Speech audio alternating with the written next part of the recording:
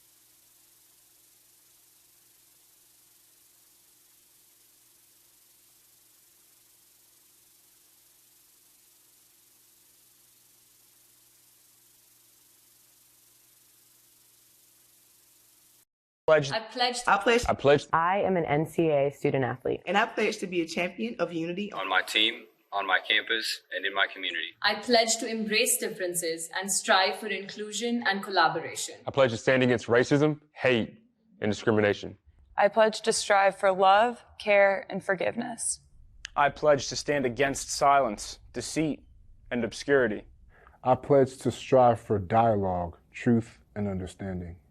I pledge to stand against fear and doubt. I pledge to strive for trust and belief in one another. I pledge to stand against complacency and stagnancy. I pledge to strive for change and growth. I commit to supporting my fellow student athletes in all circumstances that impact them. I commit to both choosing unity personally and encouraging it for all. I pledge these things because we are stronger together. United as one.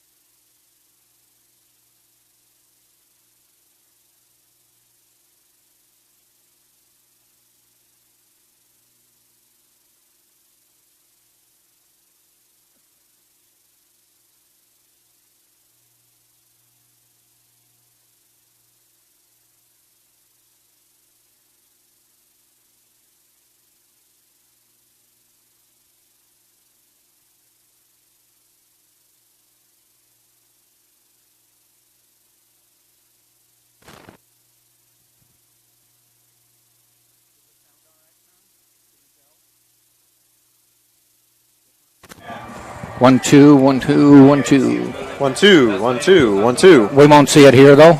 Nah, you see it on the screen. Okay. Yep.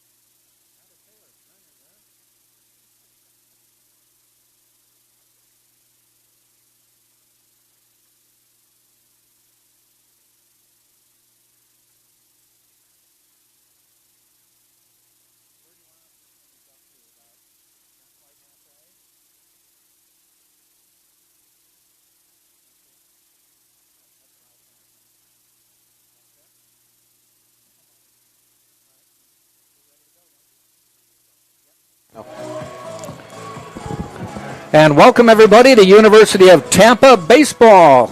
Opening day of the 2023 baseball season, and the Spartans are at home for a 3-game weekend series against Georgia College. These two teams opened up the season last year up in Georgia, and Tampa took 2 of the 3 games. And the number 3 ranked Tampa Spartans get ready to take on a Peach Belt Conference team. Hi, everybody. Jack Ike along with Taylor Stolworthy. Taylor, we are back and ready to go, and the Spartans reload instead of restock, and they're picked to win the conference and preseason number 3 in the nation. I think reload is a very good way to describe our offseason because we had some graduations, we had some players depart, but we also have a lot of great new players coming in and filling in the holes in the roster. I'm really excited to see what this team can do. Spartans coming off a season where, again, they won the conference and moved on to the NCAA tournament. Unfortunately, it came to an end at the regionals last year, but we'll see what happens. This Georgia College team did not make the NCAA tournament, made it to their conference finals where they lost in double elimination. Both teams one step away, of course. We lost Super Regional Rollins. Just 2 wins could have sent us to the big tournament. And for Georgia College, it would have been 1 win in the conference championship to get a ticket likely to this region. Yeah. And maybe we would have seen them here at our stadium before it recently got changed to a turf field. We'll mention that a little bit later, about too. That, yeah. But still fun to see both teams hungry for the new year in 2023. And as Taylor mentioned, if you look at the field, it looks really nice. If you've seen it in the past, it was a grass field. It's turf field everywhere, even the mound. So the teams will have to wear specific shoes for this. But we're going to talk about it later during the game and get some players' perspective and also give you the information on what they did. It's a cool day to start the season. Last year they played up at Georgia College. It was very cool, but that's a lot further north. Today it's only about 65 degrees. I know people are, if you're watching from the north, they're like, oh, I really feel for you right now. It's 15 below here, and it's snowing still. But it's Florida cool, as we've come to, my family and I have come to describe this. Same for my family as well. We were originally from the Northeast, too. And this summer I was in New York and also got to experience some northeastern cool temperatures. So this feels relatively nice and a great day for baseball. As Joe Urso gets ready for another season, the players lining up. We'll get you into the national anthem as the players are starting to line up. We'll mention as well, we have 1 camera. I always have to qualify this, and I know you do it for some of your sports too, other than this one. We have 1 camera, and it doesn't move left or right. We have limited room here, and so it stays here. We'll be back after the national anthem.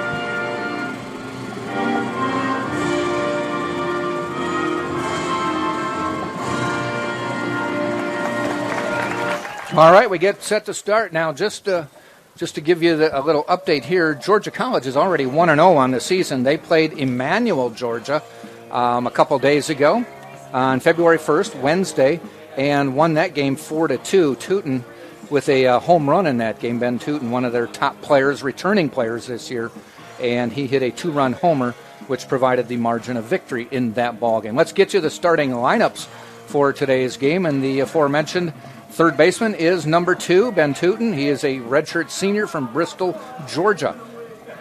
Batting second is the right fielder, number 22. 22 is Brandon Bellflower, and he is a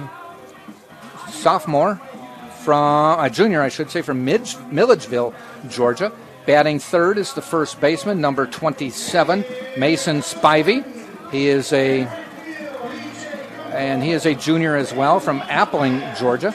Batting cleanup is the second baseman, number 3, Palmer Sapp, a junior from Dawsonville, Georgia. Batting fifth is the designated hitter, number 9, Jackson Weatherford, a junior from Charleston, South Carolina. Batting sixth is the left fielder, number 5. Number 5 is Matthew Chester, a senior from Evan, Georgia. Batting seventh, the center fielder, and that is Hunter Baker, a senior from Huntersville, North Carolina. Batting eighth is the shortstop, number 18, Dominic Arienzo, a sophomore from Madison, Georgia. And batting ninth is number 17, the catcher, and that is Trevor Knowles, a junior from Folkestone, Georgia. On the other side, the battery for the Spartans is the Spartans will send out Michael Paul. We'll get you some updated stats on him from last year anyway. And he will have a battery mate of Garavito behind the plate, one of the newcomers on the team this year. It'll be interesting to see how Paul and Garavito get to work together. Of course, Santiago Garavito coming from Santa Fe. So I'll be excited to see what he can do. Had a 1,000 fielding percentage last year. That's good. So very good defensively. And I know that'll be something the Spartans like, not just in the field, but also on the mound, because the catcher's your best friend, and you'd love to have a good defensive catcher to back you up. A few new names on the when you look at the starting lineup, but quite a few names you've seen in the past, such as Drew Earhart. We're used to seeing him at second, third, or short. He's going to be first base today. J.D. Urso is the shortstop. E.J. Cumbo is also in the field. Jamarcus Lyons, Anthony Nunez, along with Michael Paul on the mound. Some new names, though. We have, and Jordan Lala, I should say, is in center field. He was the left fielder for most of the games last year. Leading off, as I said, is Tootin. Had a great season last year. That first pitch is high for ball one. Bobcats are picked to be third place in the Peach Belt Conference preseason poll. So they're expected to do well. That's fouled off. Columbus State is picked to win that conference. And we are underway. You know what? This is the 5th year in a row I've asked if I could throw out the first pitch. And it's the 5th year in a row I did not throw out the first pitch. But I guess the good thing is nobody threw out the first pitch. That's, I think, a good thing. If you it wasn't can't that they shunned me. It's just mutually exclusive. Everyone can't do it. Yeah. But hey, maybe it'll work the 6th time around. Yeah. We'll have to see you in 12 months for that. I guess I need to start earlier than Wednesday making my bid. Yep. And a check swing. Almost went around.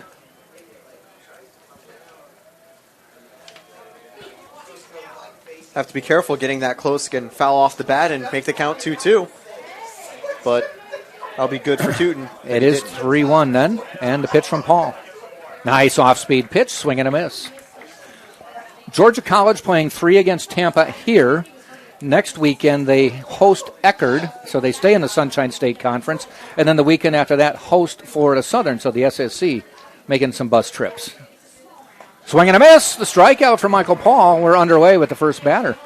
Good job to fight back from a 3-1 count. It can always be a little tricky just getting started and falling behind, but that's where the experience from Paul shows as he battles back with 2 big swings and misses to get the first out of the game.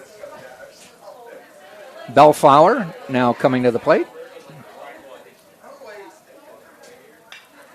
First pitch, fly ball, and a running catch is made by Jamarcus Lyons. Made that look relatively easy. Yeah, and I definitely don't think it was that easy for Lyons. That was nearly square into the gap, but a good job to track it down.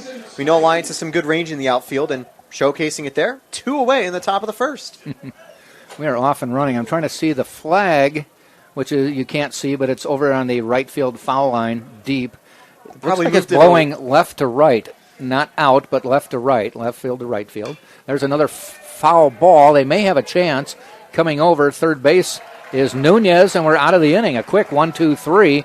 No runs, no hits, no errors. We'll get ready for the bottom of the second, bottom of the first.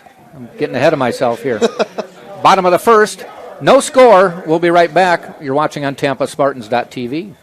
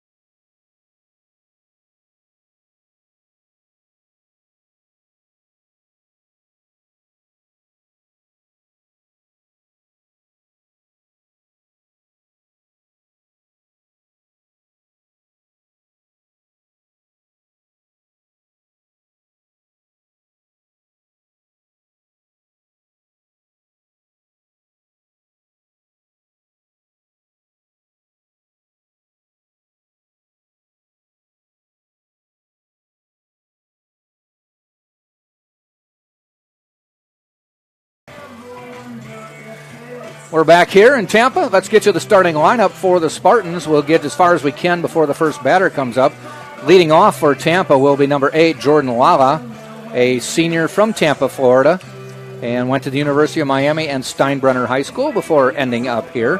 Batting second is number 2, the aforementioned Drew Earhart, a grad student, again from Tampa, Florida, Wharton High School. Batting third is J.D. Urso, number 11. He is a sophomore, again, from Tampa, Florida. So he's got a local connection, which is not unusual for the Spartans.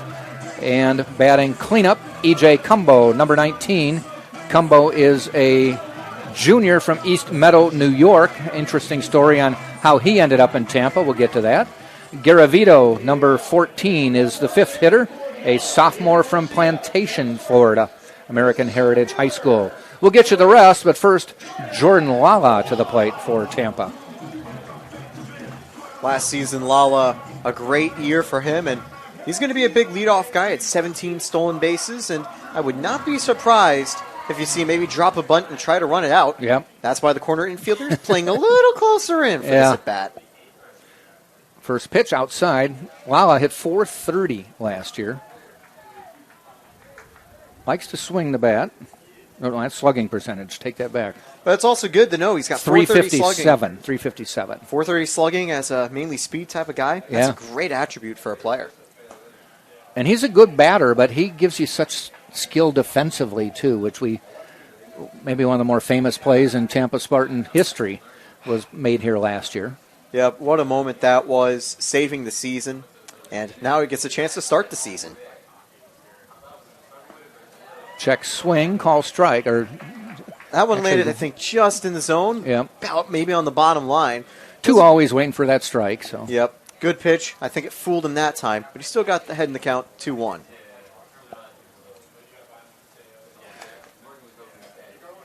Fouled off. Swenson on the mound for Georgia College. Davis Swenson, a junior from Toccoa, Georgia. Transferred in from Gordon State College.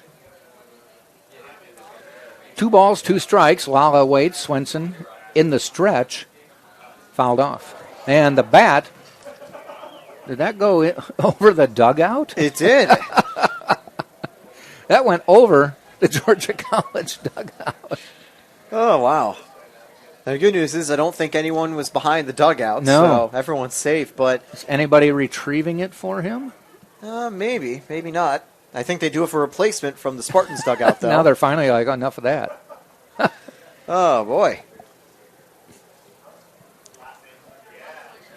If you're not familiar with this park, they have the dugouts, but then there's a space behind the dugouts that they use for storage of equipment. Players will do some stretching. So there is a gap. There's no seats behind the dugouts here. So it went over the dugout into the gap. 2-2. 3-2, way outside. First batter of the season for Tampa, Jordan Lala. Both teams' first at-bats went to a full count. Tampa, we're hoping this one ends a little better. And I think it did. Base hit. Drops in front of the center fielder, Baker. Always hard to read if it'll go down or not, but this time it did. And it's an opening hit for the Spartans, which will bring up Drew Earhart, second in the order, and number 2. Yeah, perfect. I asked him before the game, I said, Drew, who's been here longer, you or me? And he said, probably both of us have been here a long time. I think he was a grad student last year. Yeah. It's always good to have a familiar face, especially hanging around a few extra years. What a great player he is, too. We'll see if Lala thinks of running. You mentioned 17. There he goes on the first pitch. Fouled off, though. I think Lala probably would have gotten that. Yeah, he had a good jump. And, of course, that'll mean Swenson is going to have his eye on him a little more through the rest of the at-bat as it falls to a 0-1 count. Earhart, out of the first 4 batters for the Spartans, has the worst average of the group. But then you realize, it's 325. It's still really, really good. He's hitting in the 2 spot and a chance to do some damage early. I mean, Lala can make it from first to home if it goes far enough. Sure. So, that'll be the dream. You mentioned that about Drew. Normally the number 2 hitter, and I can't tell you how many times over his career I've seen him after the leadoff hitter gets on, gives himself up, puts a bunt down. And it's got no one count, one more pitch to safely do it. Hasn't even shown that he's thinking of that. 1-1.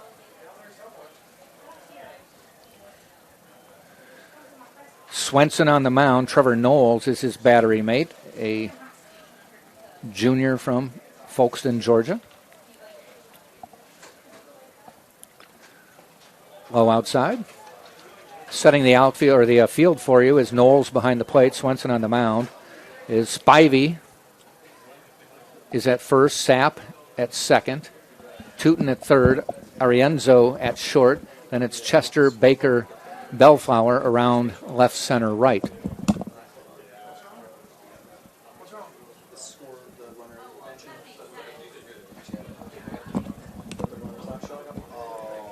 Two balls, one strike to Drew Earhart.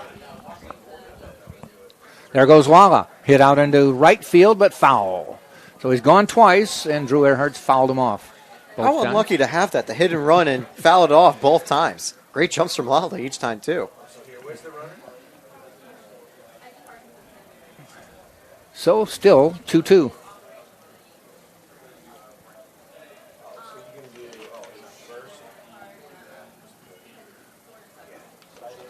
Again he goes, and that one hit Drew in the shoulder, so he gets a free pass, and Lala goes to second anyway. The bad news for Lala, that won't be his first stolen base. Yep. But the good news for the Spartans, they have two runners on. Yeah, he's in scoring position. So the job is done, and a slightly less than conventional mean.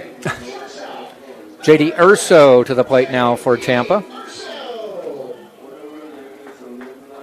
Urso, 363 last year. Was not known as a power hitter until last year. And, he hit 4 home runs, but we saw his first career home run last year early in the season, and it surprised everybody, including him. I imagine you might find a couple good barrels and hit a few more this year, too. And let's see how we can do, how the two-time Freshman of the Year for the Sunshine State Conference will do in his first at-bat. Swing and a miss. Took it off speed on him. Always a little bit of a risk to open a at-bat with a curveball, but it worked to perfection there. Drawing. Now they've seen it. Yeah, hey, but that's the problem. He's seen it. He knows what to look for.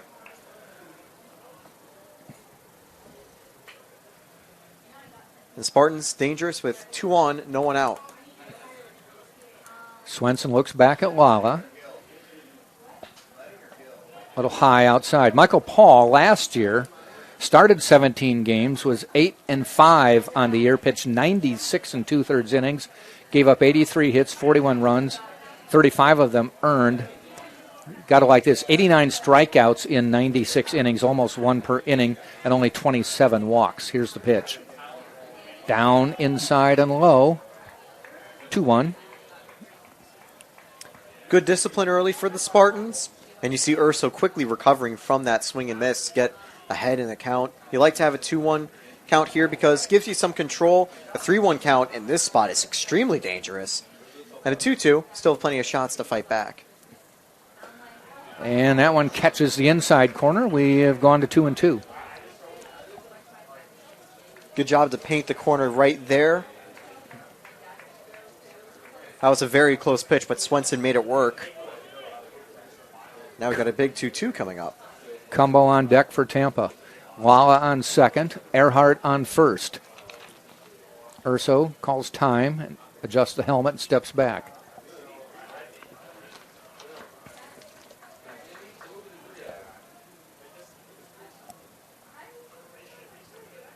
And the pitch. Inside, it hit him. It was inside. It hit him. So back-to-back hit batsmen load the bases up for Tampa. A single to start the game by Lala. Now 2 batters hit. And that will put runners on every base for E.J. Cumbo.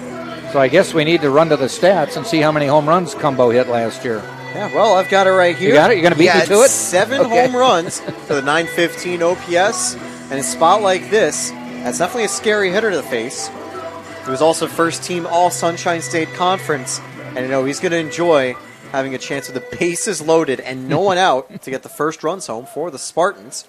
Feel for Swenson there. That was a close call, but it did hit Urso, and Urso gets the free base.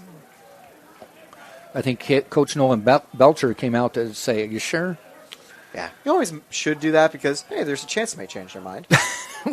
What chance? Well, 1% chance divided by 10, divided by 20. Yes. 0-1 there after a very good breaking ball. Got the swing and miss from Cumbo. Cumbo likes to shake that bat. Here's the pitch, fouled off. Nighttime starting to fall here in Tampa.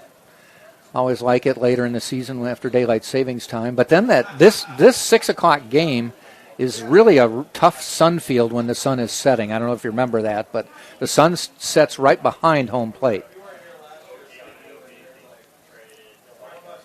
The pitch, Cumbo, ground ball, heading out to second. They get one. Sapp, and they get two. Sapp to Arienzo to Spivey. Spartans do score as Jordan Lala scoring from third. Earhart goes to second, but a quick 2 down. It's not the best outcome for either team because Georgia College concedes a run and Tampa has 2 outs, but at the end of the day, also positive. Swenson's able to alleviate some pressure with 2 away, and Tampa has converted at least one of the runners in this very dangerous spot. This brings up the catcher Garavito, who we have not seen before tonight. I don't know if you've seen him around campus, but you probably haven't seen him before this. Yeah, definitely not here on the field before this yet, but excited to see what he can do. He had 3 home runs, hit .319 average last year with Santa Fe. We'll be excited to see if he can bring that here for the Spartans. Goes swinging at that one. 0-2, I believe, here as he took that first pitch, which was nicely placed in the upper part of the zone. Umpire signals that it is 0-2.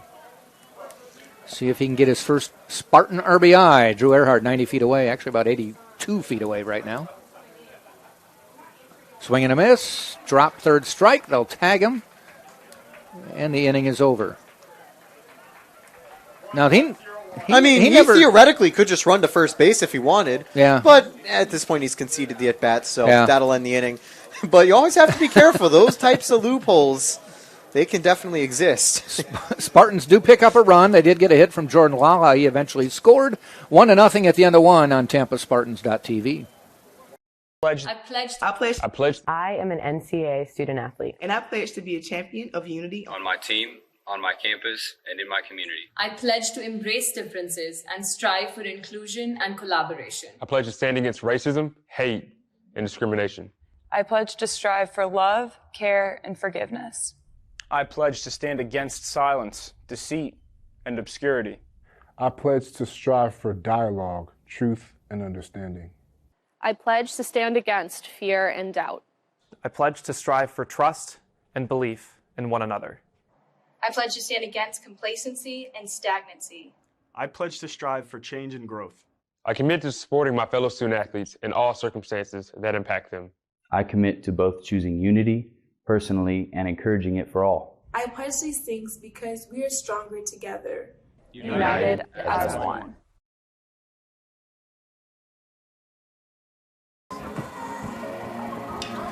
Top of the second we go. Tampa on top 1-0. Those who have watched many of our games over the years, if you look into left field between left center, you see some construction going on. There's always something being built here. I mean, this campus probably doubled just since you've been here. It seems always building. New buildings. I mean, the one that's right next to Pepin Stadium just got finished. Yeah, that is a new chiller building, so part of the power plant. The other thing we should mention, which we always do at some point, if you look around this ballpark, there's the wall in the outfield. There's walls around the park, but there's a huge fence that surrounds this park. It's about 100 feet high. The lights are atop it, but it's because this ballpark has 2 major roads down the left field line and the right field line, and there's a dorm over the right field wall, and now we're going to have a building over the left field wall. So they try to hold balls into the park. Occasionally a ball will go over the left or right field foul line and onto Cass Street. I think the big thing Kennedy, as well, or not Kennedy, but Boulevard. the fences are going to help protect if there's any construction continuing over the weekend as the series continues. True. Because a few home runs could be a little threatening for anyone that's kind of facing the field. Yeah. Today with that wind, though, Wouldn't affect I don't them know. today, Somebody's most going to have likely. some power. Yeah. But the good news is both teams do have some power. Yeah.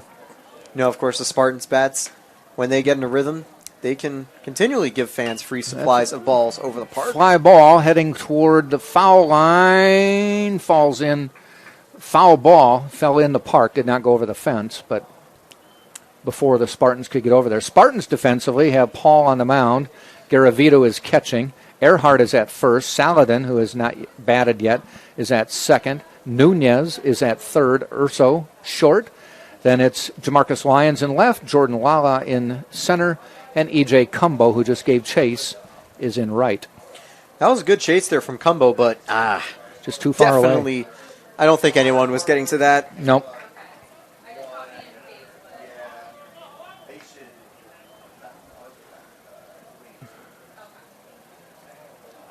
One and two as that pitch just gets away. Maybe it's just a little bit of growing pains as well for Garavito and Paul, the first game that they've had together. Yep. But that chemistry will definitely grow. Ground ball. Nunez takes on a nice hop, toss across to Earhart, comes off the base, makes the tag. And I think somebody lost their sunglasses. I believe it was, it was actually. Not sure if Drew's wearing sunglasses. I think it actually He was. he put him over his neck, so regardless, it's an out. Yeah. Good recovery there from Earhart to throw just a little outside, but it was just in reach for Earhart, and he's able to make the tag. Perfect timing. Weatherford now to the plate. First pitch, call strike. Getting pretty dark over the fence from us as clouds have set in. Cold front coming through, not like what they're getting north of us. But believe it or not, some of those cold fronts that have been going through the Northeast have affected us here in Tampa. Not to the extent that they're getting. Yeah, not to the negative numbers, but we went into the 40s. We were and close 30s. to freezing a couple times. Yeah, yeah, one or two times. Have to wear a coat actually. Which nobody's crying for us. Oh, definitely not. The tears would probably freeze if they tried. Yeah.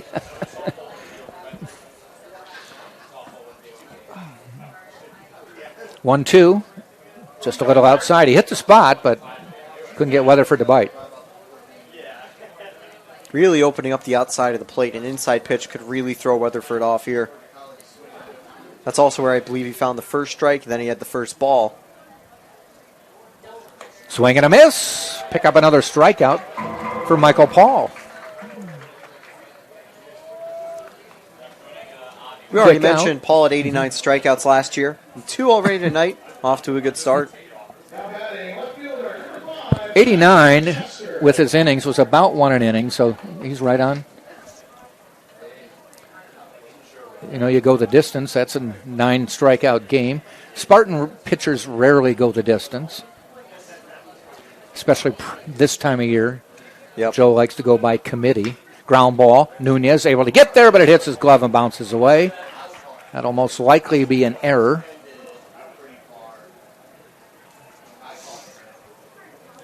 Somebody's to the left of us is trying to override my ruling, which is totally unofficial. Yep. Because all we do is just say what we see, but we're not the ones actually directly inputting the stats. So we will actually be graded as a hit. Gave him a hit. So basically their determination was it was a little bit too hard, and maybe even if he fielded it, wouldn't have got him. Baker to the plate now, first base runner for Georgia College. First pitch is outside.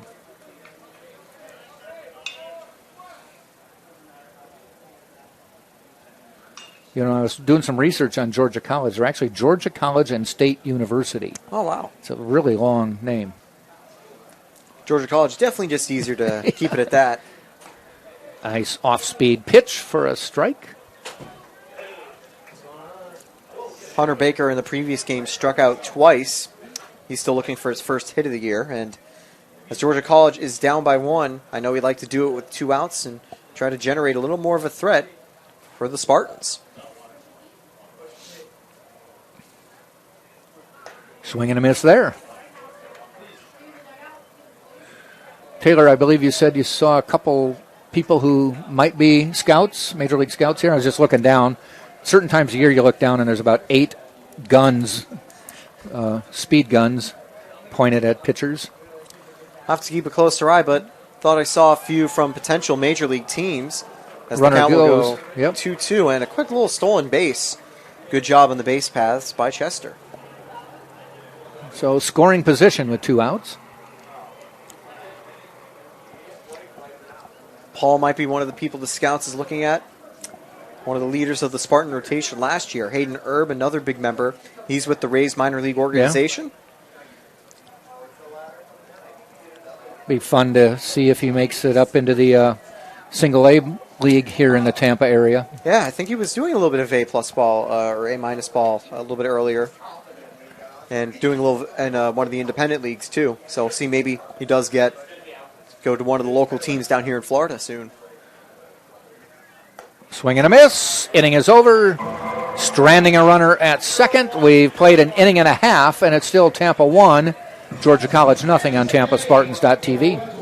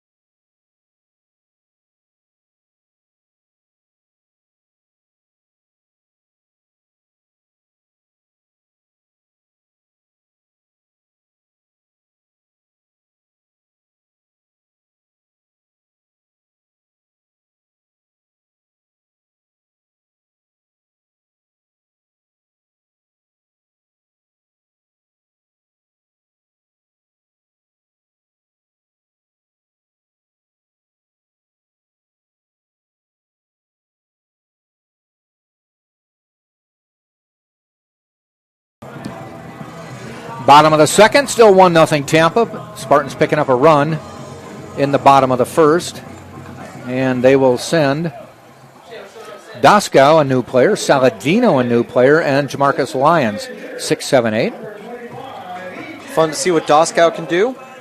Previously at Valdosta State, he was the Gulf South Conference Player of the Year last year. Spartans are known for attracting talent from around the country who were very good at one program but want to be really good on a really good team. That one taken for a strike inside, and I will say, I've noticed that left side of the strike zone a little more pitcher friendly so far. Because that one looked just a tad inside, but also a little skew to the right in the booth, so hard to exactly tell. But Doskow now with an 0-1 count. Umpire is over the left shoulder, so seeing things come right down. Doskow took any guess away from the umpire there with a swing and a miss. He's down 0-2. That's when it's easy. You see the full swing, and you're like, oh, yep, that's a strike if there's we'll give no it contact. A strike. Yeah.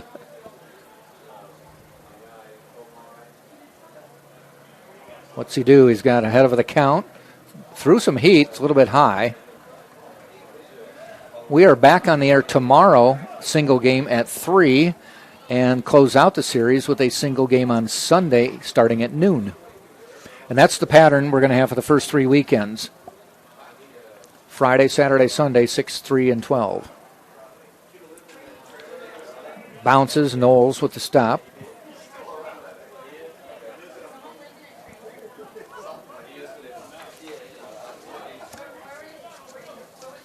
After this weekend, the Spartans will host Quincy. I'm assuming that's Quincy, Illinois. Could be Massachusetts. It doesn't say. Could be. I'll have our intern check on that. And he goes down swinging. Doskow's first at bat as a Spartan. Strikeout. Then Maryville, Missouri will come here.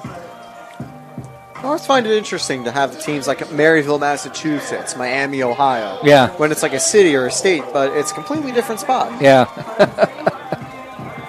Spartans do not have a road game until they start conference play in late February when they go to Palm Beach Atlantic. Saladino making his first at-bat and game appearance for the Spartans. Good to see what he can do. Takes the first pitch outside, 1-0. Check swing. It's a ball. Nico Saladino, a sophomore from Valrico, Florida. Went to Bloomingdale High School. Swing and a miss. 2 balls, 1 strike. Night has fallen here in Tampa. Field is bathed in stadium lights now. See the red lights on the poles as well, which is yeah, nice. They said they added a couple things. Strike. 2-2. We need a home run because I heard they've got something planned for home runs this year. Yeah. Tampa home run. We'll have plenty of opportunities, but, it would be very nice to get it tonight. And maybe Saladino can do it. Who knows? We've got the 2-2 coming up. Ball outside. Full count. First full count for Swenson since Jordan Lala led off the game for Tampa. Swenson is looking good to start the inning, is avoiding pitching too close inside, and got into a bit of trouble in the first inning, but got out of the jam with a strikeout and double play. Started off with a strikeout, but big 3-2 count. And he got the strikeout, yeah. Picking up another K. One thing that will happen early in the season is batters are anxious. It's their first game, and if it looks good, they're going to take a cut. I mean, you might as well. And early on, just getting back into the swing of things, you'll then get to see them as time goes on, get settled back down and get back into it. So obviously, they got to shake the rust off the gears and get them back into motion. Jamarcus Lyons coming to the plate. Another Tampa product. Went to Leon King High School. I think he got a piece of that strike. And I knew it was baseball season because his grandpa is sitting down there in his usual chair, though he is really bundled up. It's getting a little cooler in the booth, but it is pretty warm, so I don't need to worry about that right now either. And you notice I took the seat next to the open window. Yep. So you're... to help me out a little bit, thank you. I'm getting a wind chill index. You're not. Yep. It's not super windy, but the higher you go, the more you'll feel it. Yep. Fouled off, out of play. That one maybe went over the fence. The screen, I should say. Last season, Lyons had 7 home runs, and pretty good overall. Yeah. You can tell he's got a little bit more power behind his bat, so when he gets on base, usually can hit it deep. And he made a nice running catch earlier in the game, playing left field.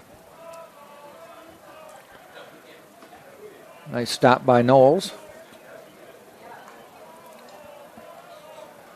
You know what's new? I just noticed it. If you look on the outfield, they have marks on how far it is. I've never seen that. Has not been here. 321 down the lines, 385 to center field. They've never posted that. So another change. Always interesting to see new things going up with the stadium. Well, because, of course, they brought in the new walls, brought in the new turf. If you look over left center, national champion banners, you have to have 2 hands to count them. Hopefully that national championship amount can get updated at the end of this year. There's 7 of them up there. Then we have retired numbers over the right field wall. So they've made this quite an experience to come out and watch Tampa play baseball. Probably the premier Division II college in the nation. Ground ball hitting toward first, fielded by Spivey. Beats him to the bag to end the inning. We've completed 2. It's 1-0. Tampa on top of Georgia College right here on TampaSpartans.tv.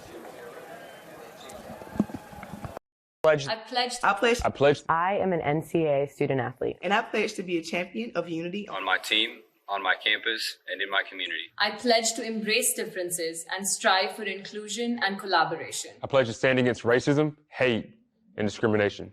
I pledge to strive for love, care, and forgiveness. I pledge to stand against silence, deceit, and obscurity. I pledge to strive for dialogue, truth, and understanding. I pledge to stand against fear and doubt. I pledge to strive for trust and belief in one another.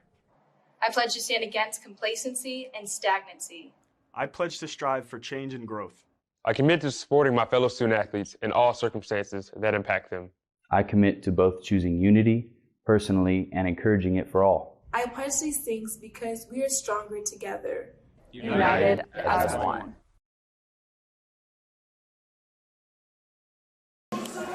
You can hear me?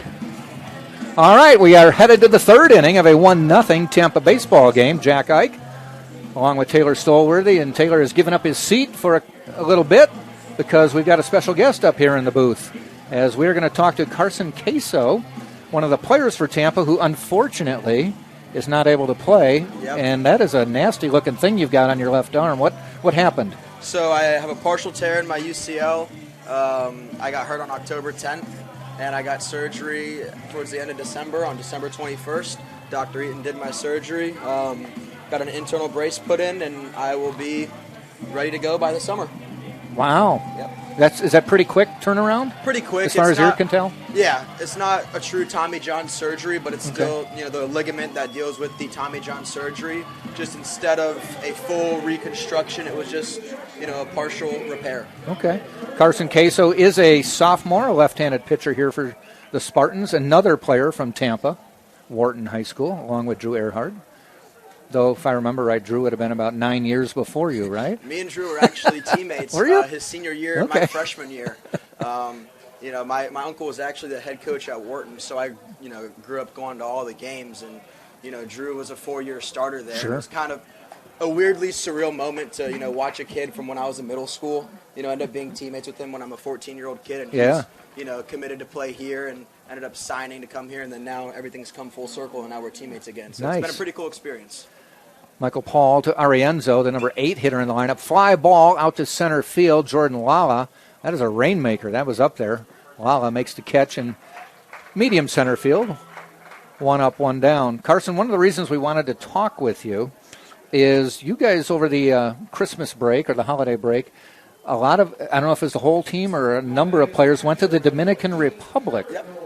Yeah, it was an awesome experience. It was actually... It wasn't a baseball necessarily experience, was it? Sort of. We played a couple games there. Okay. We played about 4 games there.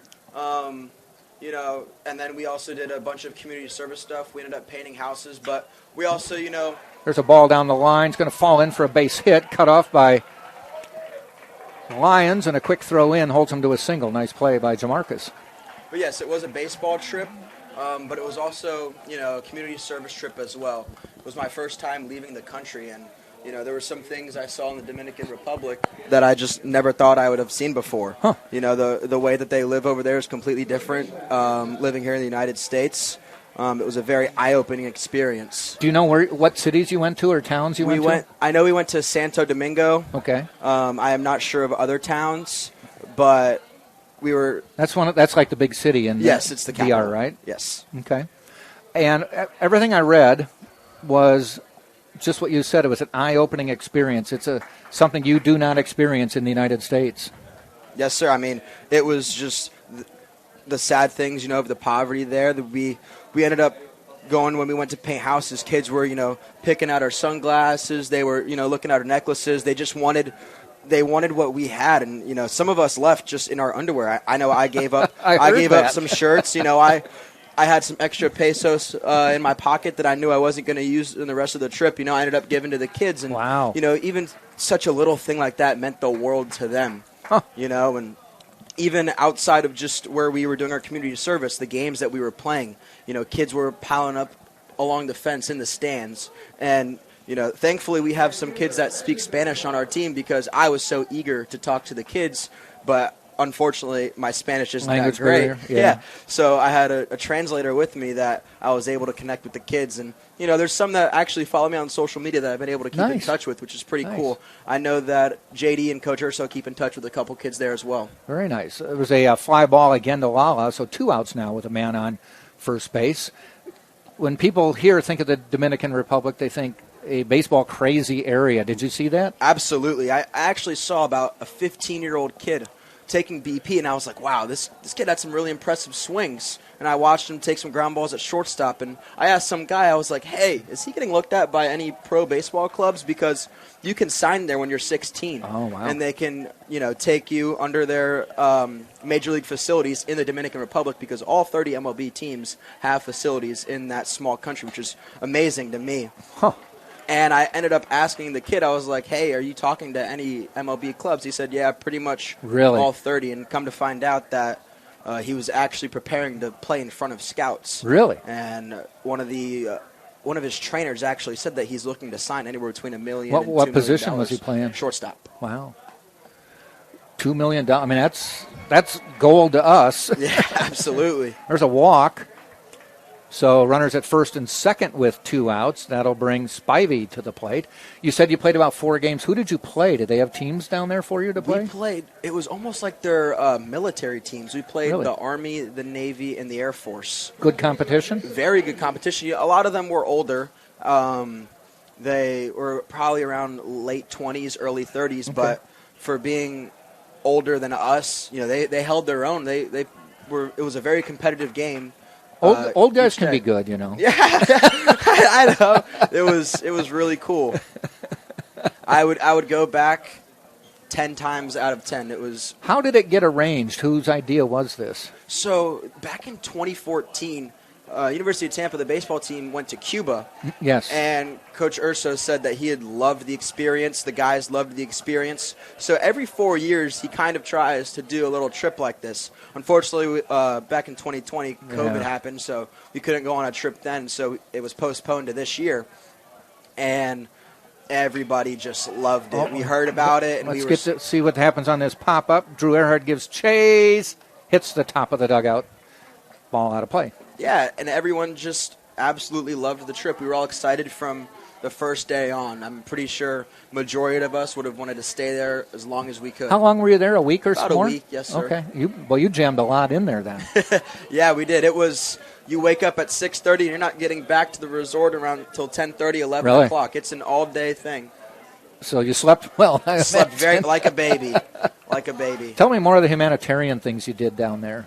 I know you painted and we painted, and then we also went to there's a foul ball.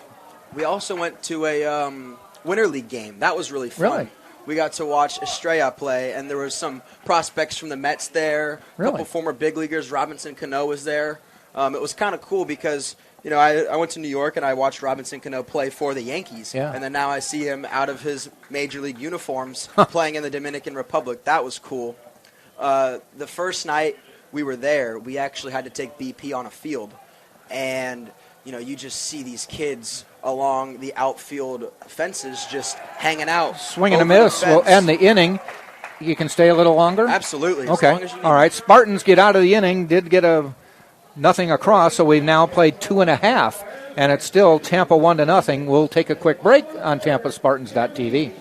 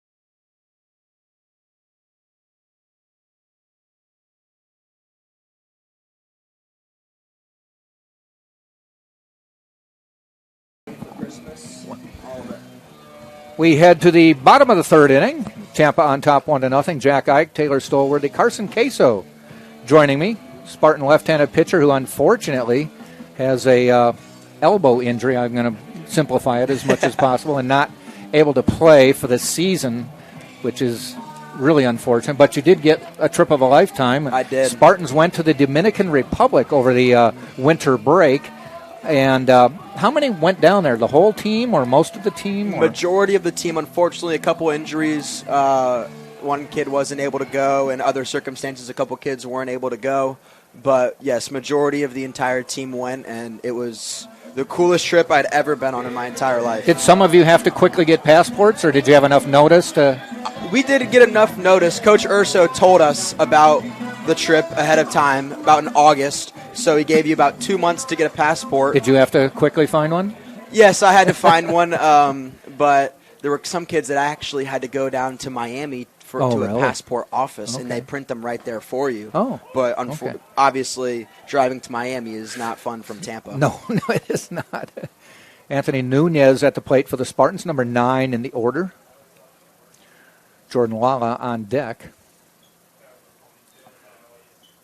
Fouled off.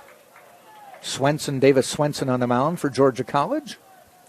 You are just in a long line of Tampa players on this roster. Do you know most of these players from high school ball? I know all of them. I tell people, I've actually pitched against Jordan Lala when he was at Steinbrenner, and I still give credit to this day that it was one of the hardest balls I'd ever gotten hit off me. Thankfully, it wasn't a home run, but you just knew off the bat that damage was done. Me and McAllister Jorgensen were actually summer ball teammates for 4 years before coming here. He had committed to Tampa, and then shortly after, I announced my commitment to Tampa, so it was cool to be reunited with him again. Huh. You just look at the roster. You said McAllister Jorgensen right above him, Adam Hunt, Riverview High School, teammates in Brandon. A couple players from Valrico on the roster as well. It's just dotted with Florida players. It seems like when you look at this roster, I've been doing this games probably my 7th or 8th year now, and it seems like the roster is freshmen coming in, it's JUCO transfers, and it's also D1s who want a chance to play more. Right. It's almost split up almost evenly like that. Yeah, it has been. Even coming to the Tampa guys, you grow up coming to these games. You grow up knowing the winning history, and then, it's nice to be able to wear your city on your chest with your name on the back of it. That's what was very important to me as well. And especially being able to play with familiar faces. Some of these guys I played summer ball with, and Nico, Mac, Alex Canny. So it was really cool to be able to have the team chemistry already built, and then it's just you pick up right where you left off. Huh. Jordan Lala, leadoff hitter at the plate. He singled his first at-bat, fouls that one off. We had mentioned earlier when we were doing the starting lineups that Jordan Lala had probably one of the most famous catches in Tampa Spartans history last year to, it was Eckerd, wasn't it? It was Nova Southeastern. Yeah. And runner on third, 1 out, and all they had to do is hit a fly ball to sack fly, and the game was over. It was a tie game at the time, and I don't know if it was the 9th inning or extra innings, but it was the bottom late. of the 9th. Bottom of the 9th. And runner on third, and Jordan Lala everything had to be perfect. But they hit a fly ball to him in left field. He's waiting, and he had time to camp under it. Yeah, he did. And at the last second, all of a sudden he drops down and catches the ball off a tall blade of grass. And I'm like, whoa, did he misjudge it? What happened? And what happened is he caught it, and the runner from third, Tag, apparently scored. But by not catching it a foot above his head, but catching it on a tall blade of grass, threw the timing off for the runner on third base, who left the bag early, and they, instead of trying to throw him out at home, Lala with a foul, they threw it to third, and the umpire, I don't know if they had told him to watch for this or he just saw it, but he had left early, and they called him out, double play, inning over. Yeah, it was the coolest baseball moment I think I've been a part of to that time. And, our outfielders had talked about it before the half inning even started. They said, if something happens, we are going to do the Kevin Kiermaier play. And Kiermaier taught you guys. He's here again this year, even though he's now with the Blue Jays instead of the Rays. Lala goes down swinging, but he taught that play, and he's never had to use it. But everything had to be perfect. I mean, if he hits it left or right where Jordan's got to run, he can't make that play. Right. Yeah, and, they were in the outfield one day, and Kevin Kiermaier was just like, hey, if something ever happens and you need to find a way to save the game, you're going to do this play, and you're just going to, fake out the batter, fake out the runner, and fake out the whole crowd. Just you better hope the umpire's watching. And thankfully he was. And I'm wondering who at third base at the time, maybe he told the umpire, watch the catch, or watch the runner leave early or something, or do you think they gave him a heads up, an umpire? I'm sure he, given the circumstances of how close of a game it was, and that he was watching very closely, but as soon as Lala went down for the deke, everyone started screaming that the runner had left early. Yeah. He definitely had an idea. I'm sure he wasn't sure of it at first, but with everyone's reaction, I'm sure he was able to safely make that call. And Taylor was sitting next to me, and I think I'm like, did he misjudge it? And I think Taylor picked up on it, that, hey, they're going to third to get the runner leaving early. Yeah. Which is something else. And then he came back and won the game. Yep, we did. Won it in extras. Drew Earhart at the plate, your former high school teammate, now college teammate. Ball a little bit low. So what else did you take away from the Dominican Republic? I know you said you painted. Did you do anything else? We didn't do any other community service, given we didn't have enough days to. Right. I know that if we were there for longer, we as a team would have wanted to do more, or even base hit for Drew, or even stay even longer painting houses. Were you able to just hang out with the people there? And yeah, we were, especially that day, and we were able, the first day we got there, to spend some time with the kids because... And when you say kids, kindergarten, junior high, what? I would say that they range from 5 to kindergarten, 15. High school? There's a large group of age. Were they trying to impress you with their baseball ability? They were, but I was more impressed of some kids' ability to speak English. Really? Some of the kids had some very, very... They spoke well. They... were very educated. They valued their education base just hit as much as they valued their baseball. Really? We were down there, my family and I, last year over spring break, and we flew back at nighttime, and it was just amazing. You look down, and you probably saw 15 baseball fields lit up.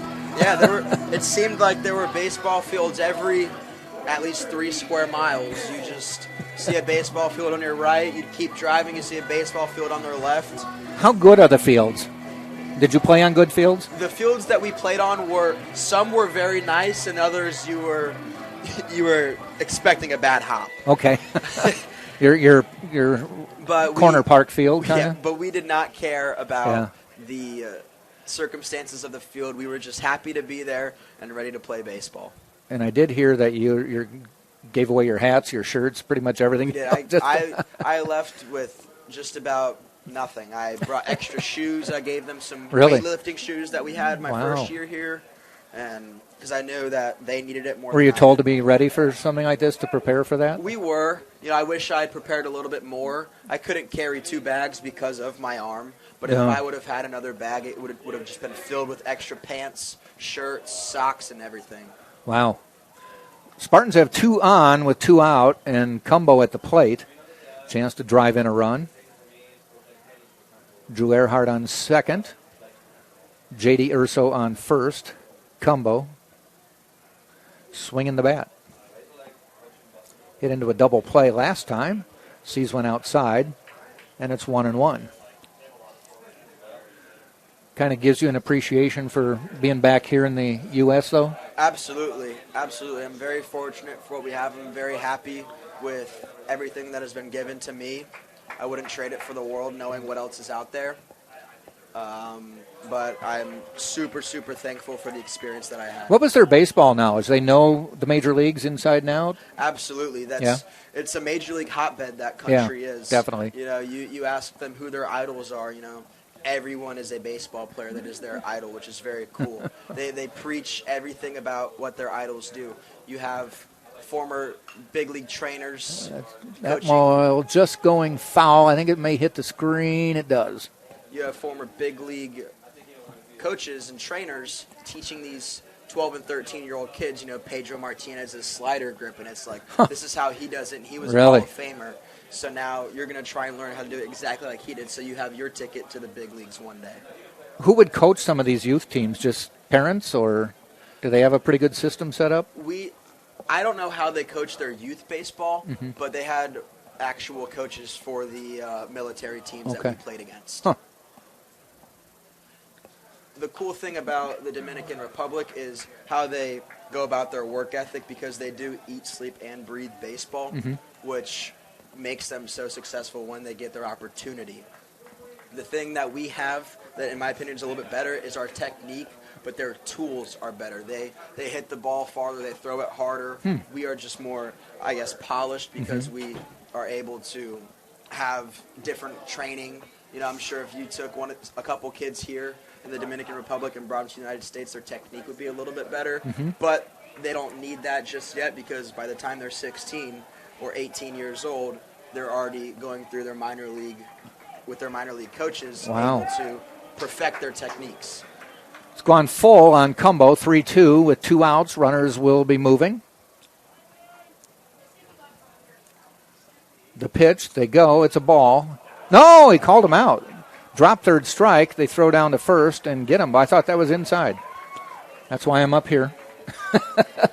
I did too, but... No. That's the end of the inning. Spartans do not score. We've played 3. It's 1-0. And when we come back, I'm going to switch places, and Taylor's going to talk to you about this new baseball field going on here. Good. We'll be right back on TampaSpartans.tv. Champions know how to seize opportunities. When they see moments of greatness unfold right before their eyes, they push as hard as they possibly can, and then they push harder. Because the heart of a champion never settles, never quits, and never stops giving its all. We are champions. We are Division II. We go big, we give it everything we've got, and we win. On the field, on our campuses, in our communities, for our causes, in our careers. We rise to become champions in everything we do. We are Division II, and there are no limits here. We make our time count. We set our own path. We become champions on our terms. It's time to up your game, because we're here to play and learn. But most importantly, we're here to discover ourselves, our vision, our heart, our drive, to achieve every goal we aim for, because we want to be champions at the highest level, life. At Division II, the opportunities are here. Are you ready? Mostly on my computer. And we are back. Top of the 4th, ready to get underway. A close strike 3 call to end the inning with a dangerous spot. However, the Spartans were able to convert on a accidental sacrifice double play with the bases loaded. They take a 1-0 lead against Georgia College. I'm Taylor Storley alongside Jack Ike, but also alongside Carson Queso, unfortunately missing the season with an injury. He'll be back, though, and he's joined us in the booth. We've learned about the team's winter trip to the Dominican Republic, but now we're also going to learn from his experience firsthand about the new field that we can see perfectly from the broadcast. Because, of course, over the winter, they changed it from grass to turf. How's that change been for the players? Honestly, we've loved it so far.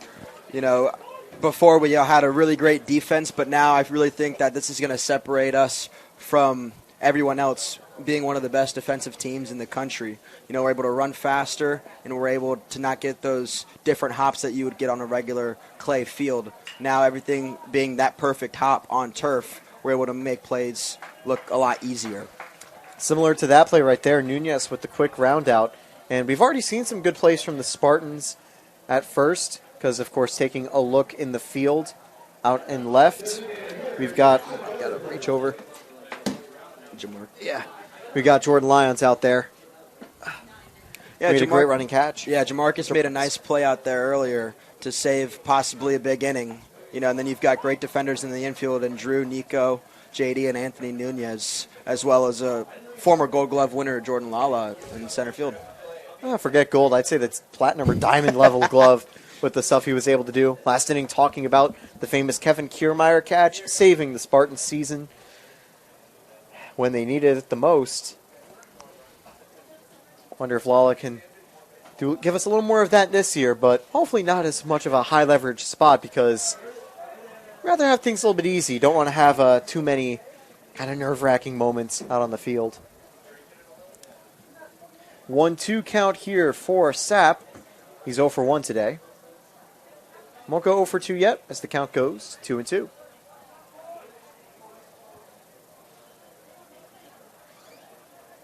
What are some of the other changes to the field that you wouldn't normally notice until you're out there for longer periods? Well, this is a funny thing to say that no one really thinks of, but the little field work we have to do now. We used to have to tamp the mound and put extra clay on the mound in order to prepare it for each game. Now all we got to do is take a brush and add some more rubber, on the mound. Other things like brushing around home plate we have to do instead of adding more clay.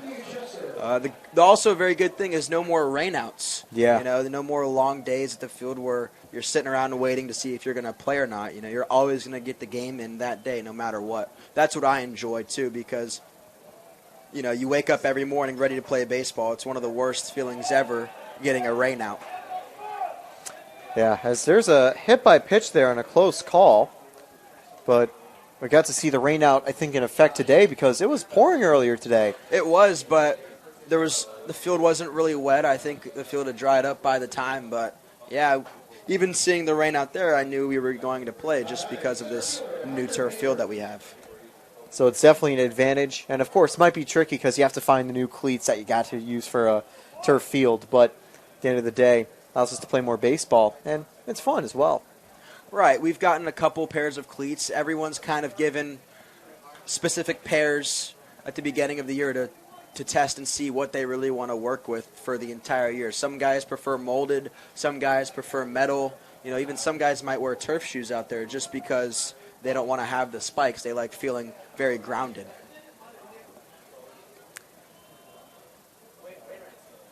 So now we've got a 0-1 count here for Baker. Struck out first time he was at the plate. Well, it goes to 1-1. Good job right there by Garavito to just stay in front of the ball and prevent it from going behind.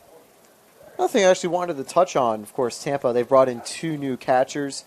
First one, Garavito, a little bit tougher to ask, but how has it been like for all the new players kind of fitting in with the team? Have they kind of settled in relatively easily? Absolutely. This has been the most team-felt atmosphere I've ever been a part of. I think I credit a lot of that too to the Dominican Republic trip. We're a very tight-knit group, to say the least. Everyone gets along with everybody. You can always count on the next man to get his job done. Outside of the baseball field, I feel like we're hanging out a very good amount as to previous teams that I have been a part of.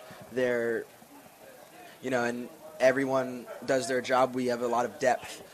We bring in 2 catchers in Santi and Danny Gutcher, and each of them do a tremendous job back there. Everyone's confident throwing to everybody. And that was a confident strike right there as Paul is able to get out of the inning. And with that, just one runner got aboard off a hit by pitch as we will enter the bottom of the 4th right after this on Tampa Spartans TV.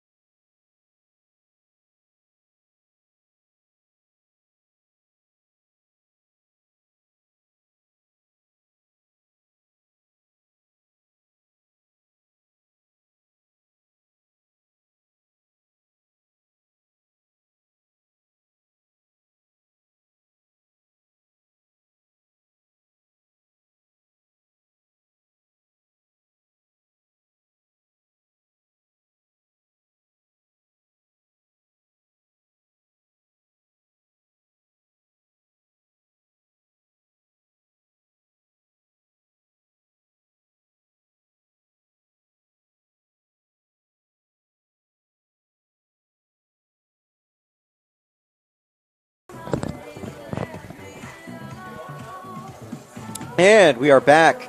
Tampa currently leading 1-0 against Georgia College. I'm Taylor Storley alongside Jack Ike, but also alongside Carson Queso. Joining us again here for the bottom of the fourth. Spartans back up to the plate. And right before the break, after a clutch Michael Paul strikeout, we were mentioning a great team atmosphere for this side. And even though we've lost some players, a lot of positive feelings about this upcoming group of players. Absolutely. I'm very enthusiastic about this team. I love these guys. I think that our ceiling is very high.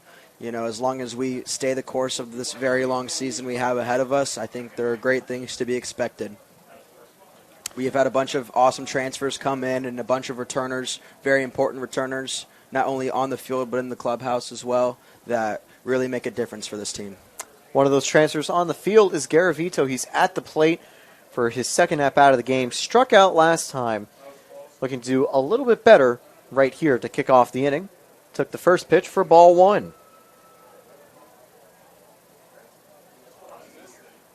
That one lands in zone. 1-1 count.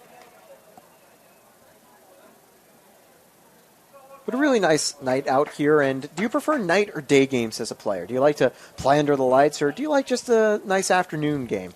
You know, I like both, but you know, it's always nice to set the tone for a weekend with a night game. It kind of, you know, gets everyone under the lights feeling some different kind of way until, you know, Saturdays and Sundays, you know, the day games are nice. It's nice to have, you know, people on a Friday night come to our games, but, you know, it's a more family environment on a Saturday and Sunday games because it's a day game and it's just easy to get to. Indeed, and we'll probably see more fans out here tomorrow. We'll have to wait and see, as the umpire got hit by pitch or tip on that play, and immediately he'll get checked out.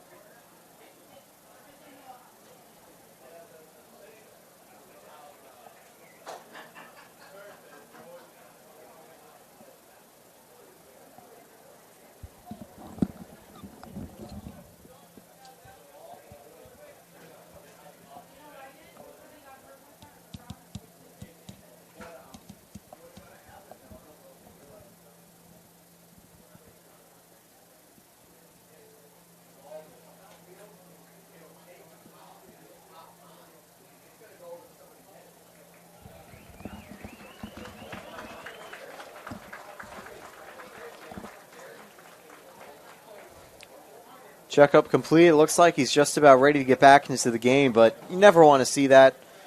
And thankfully, it looks like he's all right. Never. Getting hit with a baseball does not feel good.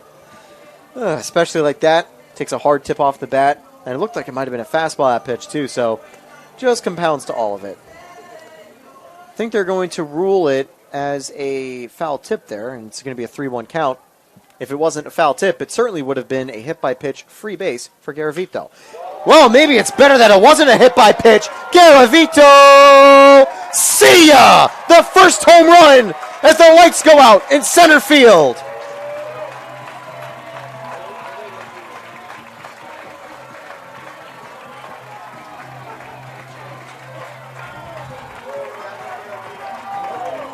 I think we had touched on it briefly. But a light show every time the ball leaves the yard for these night games. And Garavito gives us the first taste of the action. The called strike, a blessing in disguise, and the Spartans take off to a 2-0 lead. Those are the best types of home runs as a hitter. One of the worst ones to do as a pitcher, because that's when you know it's probably going to go a little further than the fence off the bat. Man, that was a no-doubter. 1-0 here, taken by Doskow. Another Spartan debut. Struck out in his first at-bat. Wonder if he's going to be hoping for the same success as his catching counterpart. That one taken for strike one. It's a 1-1. I didn't have time to unfortunately pull up the stats, but Doskow, of course, he was with Valdosta State. Did you actually get a chance to play against him in the postseason, or was it one of the other pitchers? Yeah, in the regionals, we did play against Valdosta. And, you know, you saw him over at first base, and it's like, wow, this is a big kid. You know, he's definitely a fear factor in the lineup. You know, it's not fun pitching to him because if he makes contact with it, it's going to go a long way. You know, his presence is awesome. We love having him here. His bat is very important to our lineup, and not to mention he does play a good first base, especially if Drew needs days rest. He's able to go in and do his job. Low strike three called right there. I think it just got on the exact corner, but you can't blame Doskow for feeling a little upset about that call. But yeah, having someone like Doskow is good because he can play first base, he can fill in as a designated hitter. He's the type of guy you want to have as many times as you can with the occasional bits of rest. And same with Earhart. He can play everywhere in the infield, but even he needs to have a couple days off. Not to mention, Doskow he's a fast guy for his size. He can actually play left field. He's taken a couple reps out there in the beginning of the fall and early in the spring as well. We'll have to see if he gets a few games there throughout the season, as now we see Saladino at the plate, swing and miss for strike number one. Excited to see Saladino get to work. Absolutely. I'm hoping for a hit here. This one's taken, and a little bit of break to get to that low corner. 0-2 with one away here. Swenson hasn't been perfect today, but after he's conceded a run, he's found success with strikeouts immediately following. And he has a chance to try to get his 8th of the game. And there it is. Strikeout number 8 as he gets the high fastball by Saladino. So apart from the solo shot and sac ground out double play, Swenson, a good job on the mound, and that's going to bring up Lyons, who grounded out back in the second inning.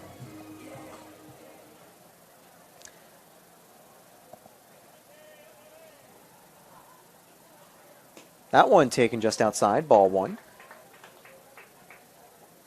What's one thing you'll miss from last year's core about some of the players that had departed or graduated? One person I will definitely miss is Hayden Erb. Not only his impact on the baseball field, but as a teammate, he was always one of the first guys when he wasn't pitching to congratulate you on your success. But he was a very intelligent, baseball-minded person that any questions I had involving mechanics, weightlifting, or even eating, he was able to help me with any of those things. If there's someone I wanted to write my workout programs, it would be him. If there was someone I wanted writing my nutrition routine, it would be him. I wish him nothing but the best for his career with the Rays, and hopefully we'll see him playing in the major leagues soon. Hopefully. We know he's had a decent start in the minor leagues, and obviously he'll be local if he gets the call-up eventually, which will always be fun. That one's going to be taken. Strike 2 here for Lyons.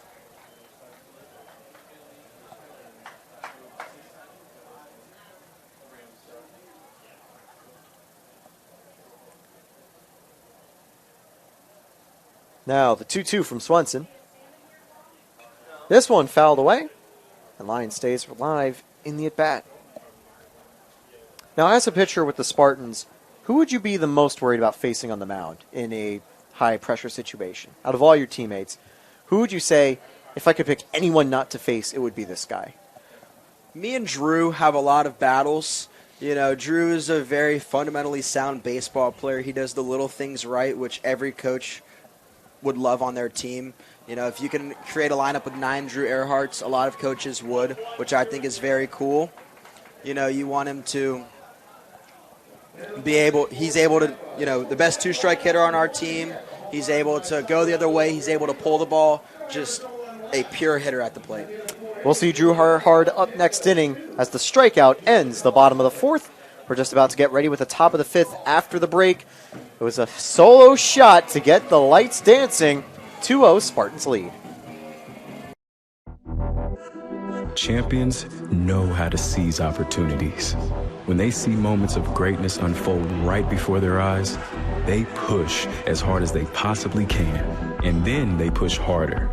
Because the heart of a champion never settles, never quits, and never stops giving its all. We are champions. We are Division II. We go big, we give it everything we've got, and we win. On the field, on our campuses, in our communities, for our causes, in our careers. We rise to become champions in everything we do. We are Division II, and there are no limits here. We make our time count. We set our own path. We become champions on our terms. It's time to up your game because we're here to play and learn. But most importantly, we're here to discover ourselves, our vision, our heart, our drive to achieve every goal we aim for because we want to be champions at the highest level, life. At Division II, the opportunities are here. Are you ready?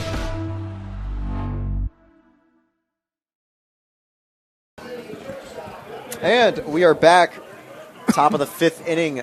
Georgia College trails by 2 because the Spartans were able to find 2 runs. If you missed the last inning, Saladino or Garavito, what a play he had to send the ball over the fence. I missed that, as you said. If you missed it, I did. So I'll be happy to tell you they had the lights going off in center field as also a really quick start here. Michael Paul gets the first line out to start the inning to third base. 1 away. That's going to be unlucky for Arienzo, but that's going to bring up Knowles to the plate. Carson Queso, very articulate young man, and seemed to really be touched by the Dominican Republic trip. Yep, it was great to hear all about that, and thanks again to Carson Queso for joining us in the booth. I'm Taylor Storley, back with Jack Ike, and hopefully we can get Carson Queso up a few more times throughout the season. He wants to. He wants to. We want him as well. Yeah. Especially sometimes you have to go stretch your legs. Kind of fills open the role of the color commentator for a few innings. And, we get lonely in the booth. We want some people to join us. Now, what we haven't touched on is that you, last summer, went to New York and were the play-by-play man of a wood bat league, a collegiate wood bat league up there, right? Indeed. I was with the Elmira Pioneers. They don't have any Spartans there, but the Eckerd Tritons' Joe Muzio, who we very well may see later this season, was a member of that side. So I'll be happy to see him again and potentially rooting for his at-bats singularly when the Spartans are playing. But everyone else in Eckerd, I'm still going to be rooting for strikeouts. Now, how did you find out about that and decide to take it? Well, it's our sports management program. They give us so many so many internship opportunities and groups that are looking for help. And I was able to reach out with the people there at Elmira, and they needed a last-second fill-in. They called me up, and it worked out perfectly. Nice. And it was a rewarding time? It certainly was. I was able to learn more. 30-some games, did you say? Yeah, it's about over 40 games. Wow. I did miss a few, unfortunately. I caught COVID during the trip. But apart from that, it was a lot of fun. I also got to visit Niagara Falls. After one of our games in Niagara, the team went on a trip. We got to ride the Maid of the Mist. And it was a really almost a once-in-a-lifetime experience, I got to say. Just you go call a winning game, because we did win that game. Okay. And then you get to go and visit one of the most beautiful places in the world. Wow. Now, not to compare it to this field, but to compare it to the field last year, what kind of field were they playing on? Well, it was sort of a standard grass and dirt field. And it was it was an older stadium as well, which was cool. It's hosted a lot of players from the past. Notably, one time it hosted an exhibition between Lou Gehrig and Babe Ruth. Wow. Way back in the 1920s, as this one's fouled away. Earhart, good attempt to give chase, but he was not getting. Was it ever a minor league ballpark? It was. It was a minor league ballpark for different organizations, including the Boston Red Sox. Wade Boggs played there before. Really? I know Jim Palmer had pitched before as a Pioneer. And for current MLB superstars, well, not a superstar, but a pretty good MLB pitcher, Sean Hell on the San Francisco So it had been Giants. a minor league ballpark fairly recently. Relatively recently. Yeah. Mainly Hell was with the summer team beforehand. As this one is sent to center field, it'll get down for a single. A few of the other teams in the collegiate league, however, were previously minor league teams. The Auburn Doubledays and Batavia Muck Dogs. Only until the New York Penn League, I think, had gotten disbanded, they had been single-A sides for a while. And you could tell because their stadiums were just a little nicer than a few of the other teams. Yeah. Some of those ballparks that were minor league fields or are minor league fields are pretty unique. Yeah. And the one that Elmira had was historic Dunn Field. A great ballpark, fun atmosphere, and a very high booth, so you had a very nice view of the field. Ooh, filthy breaking ball from Paul to get strike one here with 2 away. Was it radio or did you have video like this? We had video. We went and got a camera and got everything set up. Only downside was a few times connection wouldn't work. But the good news is it didn't ever go down like that at home. Okay. It was only the road games, and I traveled with the team. Taken just outside, 1-1. Bellflower at the plate. Drew a walk back in the third inning. Well, that's going to look good on the resume, too. Certainly. Better than sitting next to me. I still get the 3 innings a game with you. Yeah, and you're going to get some more. I've got some basketball commitments. And Exactly. We'll get to see maybe Carson back, potentially get Brandon Davis up here. Yeah. I know he'll be joining you a few times this year as well. Okay. And we got a 2-1 count here. Paul looking to get out of another inning. Maybe if he can get a strikeout, he'd get his total of the game up to 7. And you said Swenson already with 9? Yeah, he's been great on the mound. Apart from the 2 little blemishes that the Spartans were able to deal, he's been almost unhittable since the first 3 innings. The Spartans only had 1 hit. Well, he hurt himself in the beginning. Base hit the Lala to start the game, and then back-to-back hit batsman. And that's where you just get yourself a little hole, but he was able to climb his way out with just a few. He got the bumps and DP, but bruises. the run came in, yeah. Yep. Just outside, and that is going to be ball 4. And very close. I think they were trying to take advantage of the slightly larger left side strike zone this umpire has been giving, but it was tough there. And it was a well-worked walk, as it's going to now go over to Spivey. He's 0 for 2 today. I just noticed it earlier, but did Carson and you talk about that the Spartan bullpen is not? We only mentioned it briefly, but yeah, the bullpen's been pushed away on our Normally side. the bullpen was down the left field line and in just foul. The visiting bullpen is still inside the park, but now they've moved the Spartan bullpen to the other side of the fence so nobody can see you. And speaking of that Spartan bullpen, somebody's heading down there. Yeah, it looked like there was a 2 on the number, so it could be Danny Rodriguez, Paul Sullivan, Eric Lidner. Okay. Anyone really, but we're also going to see a quick mound visit for Paul. Sam His first Militello start, out so there. Yeah. I bet he'll be on a short leash. They might probably take him out after this inning. What is He's the been pitch great, count but here? I'll double check, but it's actually at 63. So Not bad. That's not probably bad. after this inning would be safe time Sure. to pull him. If he has a very quick 6th inning, he could get through the quality start. But at the end of the day, it's the first game of the year. Probably safer off just keeping it at 5 and saying, job well done. I don't know if you've stood up or not, but it is darn close to a packed house here. It really on is. a chilly night. A lot of fans here. We want to thank all the fans for coming out. Yeah. We hope you continue to show up throughout the rest of the season. Another big Saturday game and Sunday games. You can check it out. Whether you want to watch or whether you want to show up to the field, we'll be here, and we hope to see you here too. Yeah, we're here. We do all the home games. Night games are fun because we get to see those lights in action. Yeah. And this one, just a little low, ball 1. But fun to see the changes here in action, and really happy that we were able to have Garavito give us the preview of those light shows as the Spartans took a 2-run lead. Big swing and a miss. That tipped back into Garavito's glove there. 1-1. So what did you learn while you were up in Elmira about doing play-by-play or I guess covering a team or whatever? It was weird because kind of learned just to be more involved with the team as well because... I mean, you're with these guys almost like a teammate. Exactly. I I was with them on the bus rides. I was able to play some fun bus games with them alongside. And, yeah, it's like it was kind of being a member of the team, which is a little harder to do at Tampa, especially since we're not actively traveling on the road. Yeah. But I know we're still going to try to work and get some of that relationship going. It's great to get Carson up there to do Yeah. it. And, He'll tell people we're good guys. also just kind of get used to being on the mic more. Just getting more experience is always fun. And I got to meet a lot of people who are professionals in the industry and other aspiring people closer to my age. Okay. Some great guys. I know John Karuba from Batavia, and a big strikeout there by Paul will end the inning.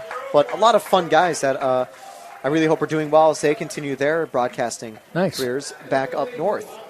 Wow, back down south. That ends the inning. A good strikeout from Paul as we head to the bottom of the 5th inning. We'll be right back after this.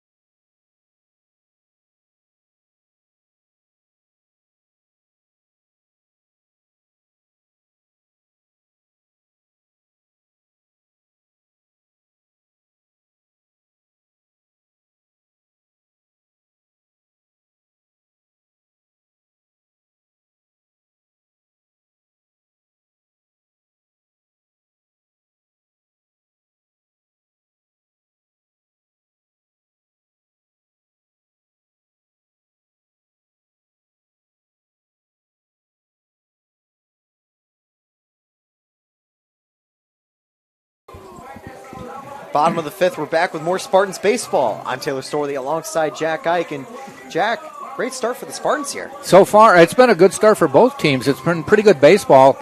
It seems like the batters are a little anxious. First game of the season, they're looking at anything they can swing at, and they're trying. You mentioned Swenson already with 9 strikeouts, Michael Paul with 7. And that's a lot of strikeouts we're only halfway through this game. So the batters are anxious to get a swing in. Right now, the pitchers are dominating, but the Spartans figured out how to get a couple runs across. Looking at the mound, is it still Swenson? Hard to tell the number, but I think so. 47. 47. I think that is a new pitcher. It's Lex Kenny. Yeah, because I was going to say Swenson's at 83 pitches through those innings. He had a couple tough spots with bases loaded, but overall, great day for Swenson.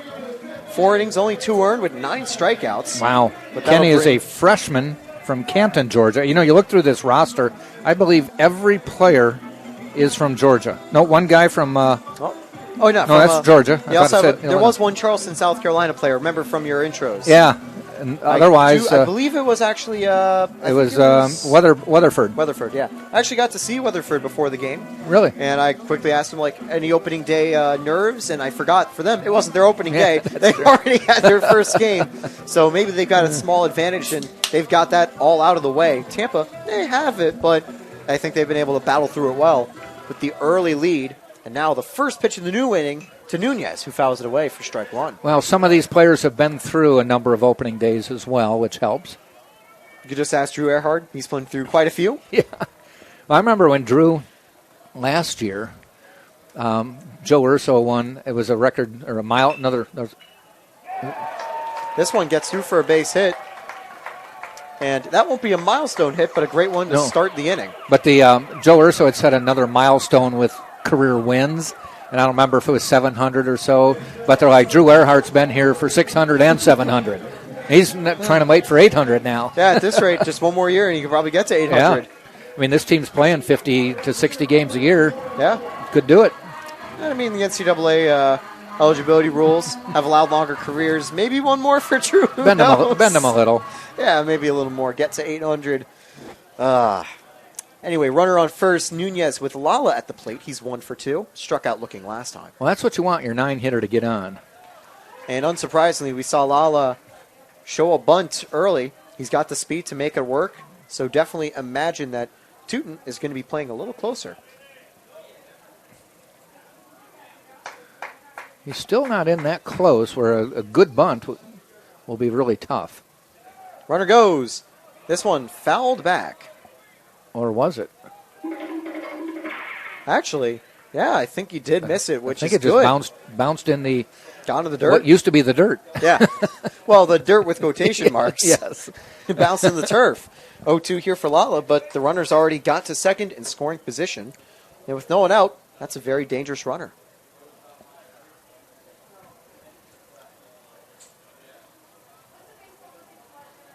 Lala had 38 RBIs last year. Looking for the first one. You know, that's a lot of RBI for a leadoff hitter. It is. And I think that maybe shows Spartans having so much depth in the order to put shows, Lala a in guy like situations. Nunez getting on. Yeah, players like Nunez, Lyons, Saladino. They can get on base. Lala can get a few more. This one is likely drifting foul. Question is, can it be caught? Yes, it will, up against the wall. Runner tags up. No, he dropped it. Yep.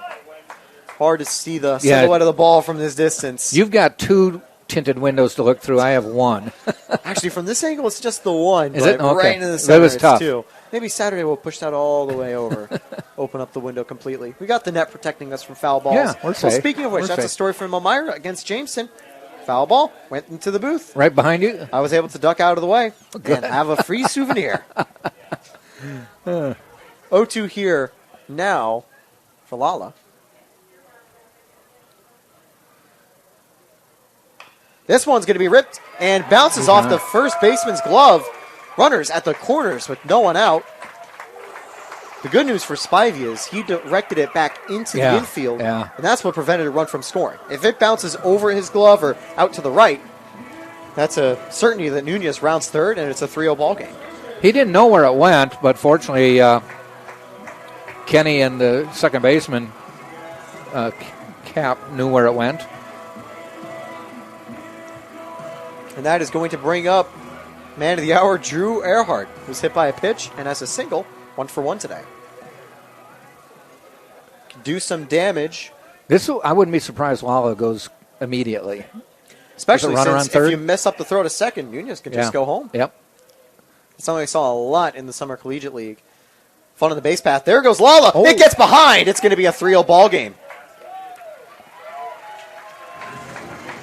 So just like you set it up, exactly that. Lala goes, pitch goes high, bounces off the glove, and Nunez strolls home. Runner on second with no one out, and the Spartans expand the lead. Noel saw him going. He's the catcher. But the ball was high, and I think he was trying to catch it and see if he could get a throw, and you was trying to go through the throwing motion before he actually caught it. Definitely, and you have to be early to try to get lines. He is a menace on the base paths. Yeah. He had 17 stolen bases last year, and that's his first official one of this year, because he had one that was interrupted by a hit by pitch back in the first inning. Yeah. And the count is now, I believe, 1-1. 2-1, sorry, for Earhart. Earhart's going to get under this one. That's deep center field. Now the question is, can Lala tag up in time, as it is caught? Yeah, wasn't quite deep enough, yeah. Hear the barrel, but just not far enough. But a good try from Earhart. The run already came home as well. They have a chance to bring the second. It's pretty windy out there if you were to go down there. So Garavito to hit one out. Yeah. Must have got all of that. It definitely was. It was a moonshot, and Queso agreed. It was long gone. JD Urso now at the plate, and if there's anyone else who could probably hit a moonshot tonight, it could be him. Not as much known for his power, but an overall incredible player. He's going to take ball one just up high.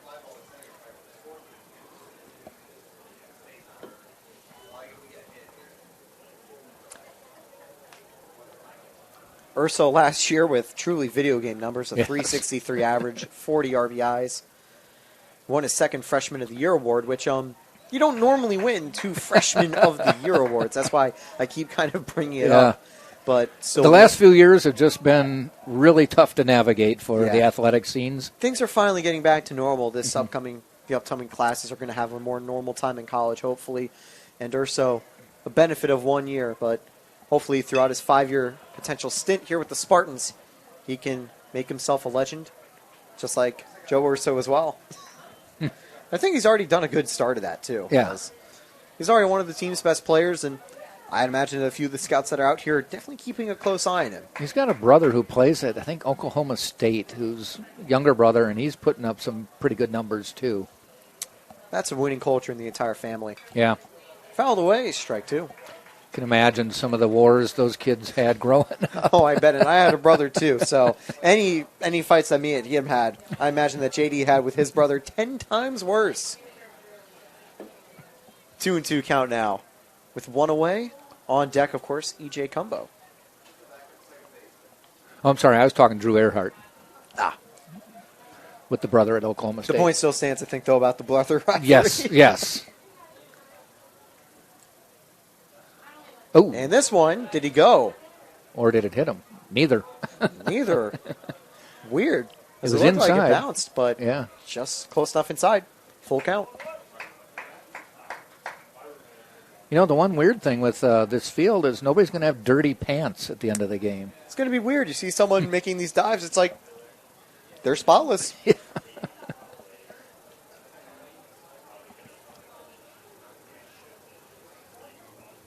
The payoff pitch. And calling some time quickly. Though these turf fields do have, if you've seen them before. Oh. Actually, no, they're going to give the ball 4 here. Oh, are they just walking him? I think so. They make the automatic call? I think so. Okay. He was just taking too long, something like that? Yeah, maybe. I would need to read up more on the rules with that. And there used to be a clock that they had to pitch. Of course, the pitch clock is going to be introduced throughout the major leagues eventually. Yeah. That'll be an interesting change. Speeds up the game a bit. Also, one fun fact, the Rays last year, they had a game that was under 2 hours long. That's unheard of. It was. Foolish Baseball on YouTube made a video about it. Really? He was also, if you check out his channel, he does a lot of baseball content, including that of Mark Burley, who is known as Baseball Speedrunner. He is known to do a lot of fast baseball games. where he can get through them pretty quickly while pitching. And this one should surely send a run home from Cumbo. One runner is going to score. This throw will be close, but not in time. So before he could even introduce Cumbo, he's able to convert with an RBI single. 4-0 Spartan lead. That's a good insurance run right now because we're only in the 5th. Anything can happen. I mean, remember, no lead is over till it's over. That's the thing I think that's great about baseball. Yeah. Is that you have to get the final 3 outs no matter what. You can't waste time. You can't park the bus. You have to throw it over the zone. Someone warming up over to Georgia College's on the right side. They do have a bullpen out there. That we can see. Not a surprise as the inning has gone on a little longer than I think Georgia College has been hoping for. With only 1 out. That one's a little high and inside. Ball 1. As it's going to be Garavito back at the plate. And last time out, we got the lights turned off and the light show to start in center field. And don't worry, there'll be another home run at night eventually. So. Eventually there'll be one. This one's going to go low and for strike 1 there. I hope I don't have to wait till March. Probably not. Well, I'm thinking it's got to be a night game. Yeah, it's got to be like next Friday. Yeah, Let's I've got say 2 more next Fridays. Friday we're going to see a home run from someone. I got 2 more Fridays. A few more until we get to the latter stages of the season. This one gets away. Runner's going to go to third. The throw to second. Well, gets behind. And no, it won't actually. But it does get away from him. I thought that was a risky throw. That definitely was. But it actually almost was close to being on time. Yeah. But it also almost rolled to the outfield, allowing a 5th run to come home. With the runner sitting on third. But it just bounced up and not backward. So it's a 2-1 count, and runners now at second and third.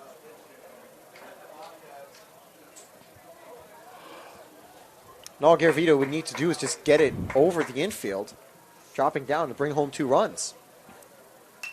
That one's going to be sent and foul. 2-2. Again, I was excited to see Garavito making his debut, and he was able to deliver so far. I'm also going to be excited to see eventually when we get to see Danny Gutcher make his debut, the new Eckerd transfer coming in. That's right. We'll have a little catcher war here by Garavito with a few good victorious battles in that at-bat being won. And the at-bat will continue. It's 2-2. 7:40 p.m. on a beautiful Friday Not going to be an hour 59-minute game. Nope. Already about an hour 40 of the way through. Yep.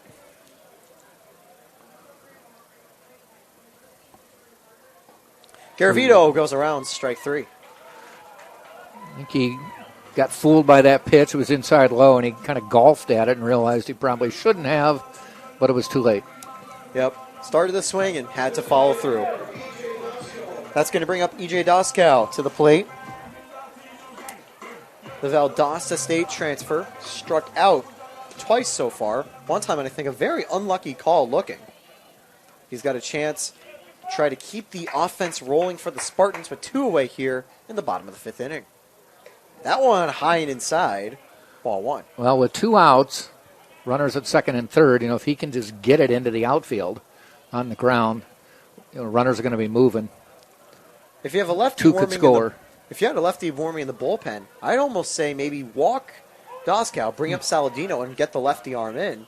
But, of course, the Spartans could also try to pinch hit Saladino at that spot with the bases loaded. Right. So it's probably safer just to pitch to Doskow as Kenny looks to get out of the inning. This one's going to be grounded to third. It's picked up. The throw is... Did he? Did he get it? Yes, he did. Just in nice time. Play. That was very close. Carson Queso mentioned that, the good hops. Yeah. Good hop there at third and a good hop on the throw. Yeah, and that was close because it almost got out of his glove, but got it back just in time.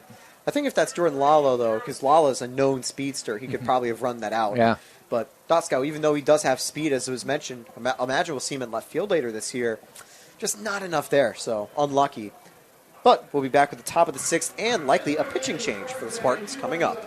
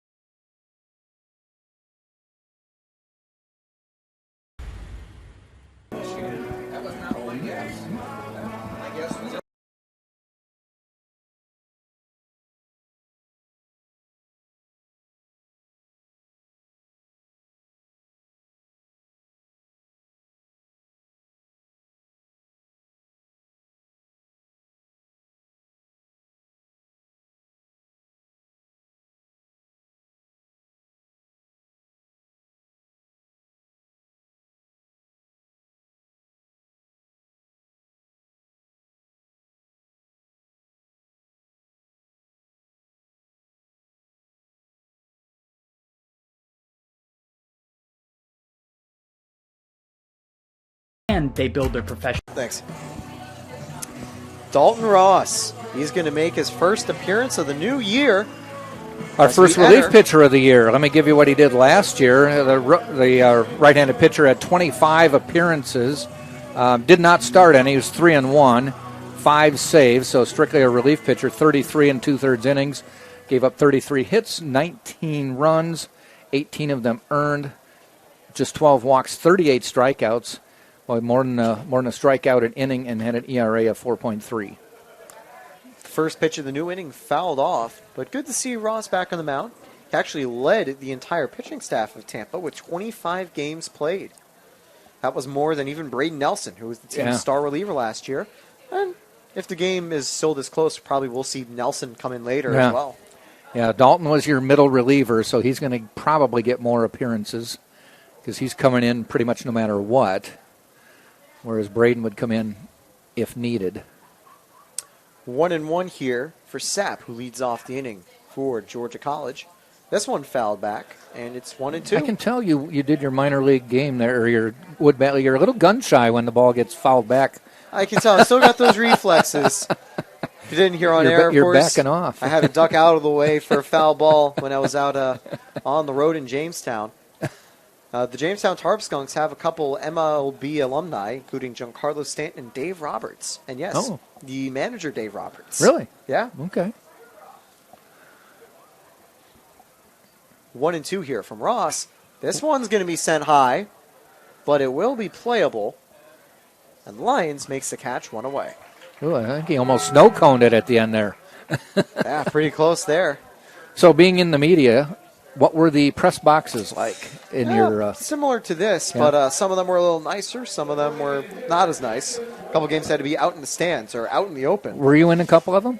I was in a couple of them. Sitting out in the stands? Yep, we're out behind the plate with no stand to shield me from the bad wind of Oneonta, which is very cold sometimes. Not good if you have a short sleeve shirt on, like I did. Also not as good, the first pitch, just a little low, ball 1. We've got Weatherford at the plate. He's 0 for 2 today, and I don't think that trend will improve. It won't. Lines, 2 away. Just about the same spot. That time just a little less air on it. Mm-hmm. But a good job. Already a few catches in left field by Lyons back in the first inning. Nice running catch in the first. Great play. That one was probably getting down for a double, but Lyons just enough space to get to it. And it's not the hardest to fly balls, but it's certainly not routine. You have to have the range to get to it, and he made it look easy. Yeah, he did. That's going to bring up Chester at the plate. He's 1 for 1. He got hit by a pitch and has a single. This one taken just a little low. Also can tell Dalton Ross from his signature sidearm stance. Yeah. I love seeing sidearm pitchers out there. It's always fun to see. It's also a weird release for batters. You have to get used to it. Yep. I would think for a righty to see a pitcher 2 feet out to the side even more makes you want to bail. The scariest thing is when you have a lefty like that. And in Elmira, there was a lefty sidearm pitcher. To a righty? Yeah, a lefty to a lefty. Oh, I'm a lefty, and I hated that. Yeah. Yes.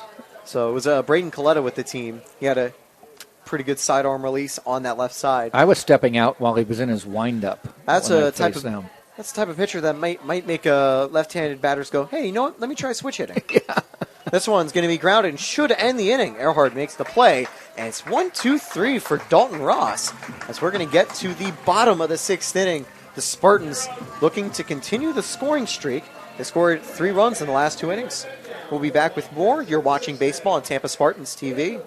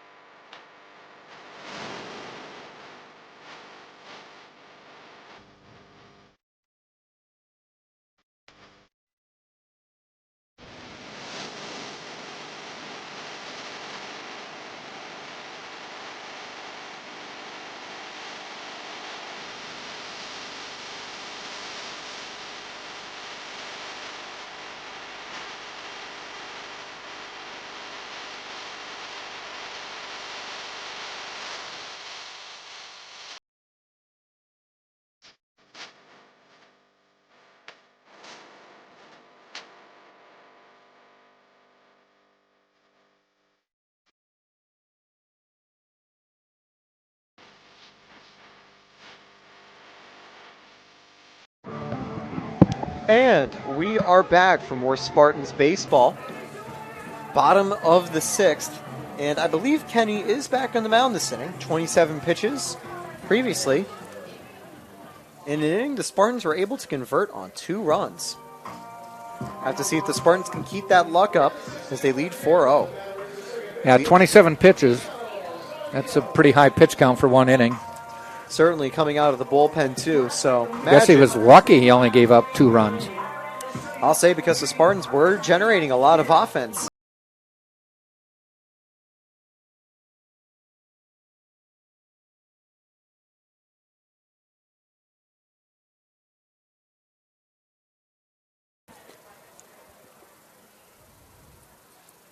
Swing and a miss, strike 1.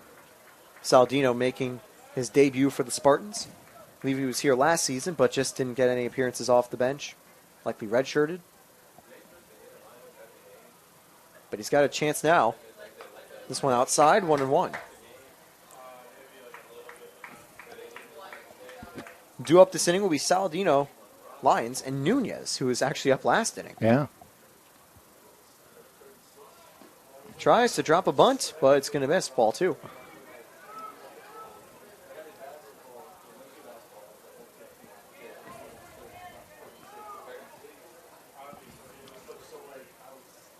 The 2-1. That one just outside. Ball 3. You know, we talked about the players won't get dirt on their pants and stuff, but for anybody who's ever seen or been on an artificial surface like this, they're all going to have those little round black rubber balls on their pants. They're easier to clean, but you will see quite a few of them as this one just goes foul. That's going to be unlucky because that could have been extra bases if it just got over the line. Yeah, Chester thought he might have been able to make a play on it, but just let it bounce foul. Good attempt, though, from Chester. And I will say it's a little maybe easier to see where the line is very well pronounced on the turf. And you get the difference of the pattern, too. Just a solid green in the sides and a nice cross pattern with a UT logo deep in center field. Now we got a full count for Saladino. Swing and a miss, strike 3.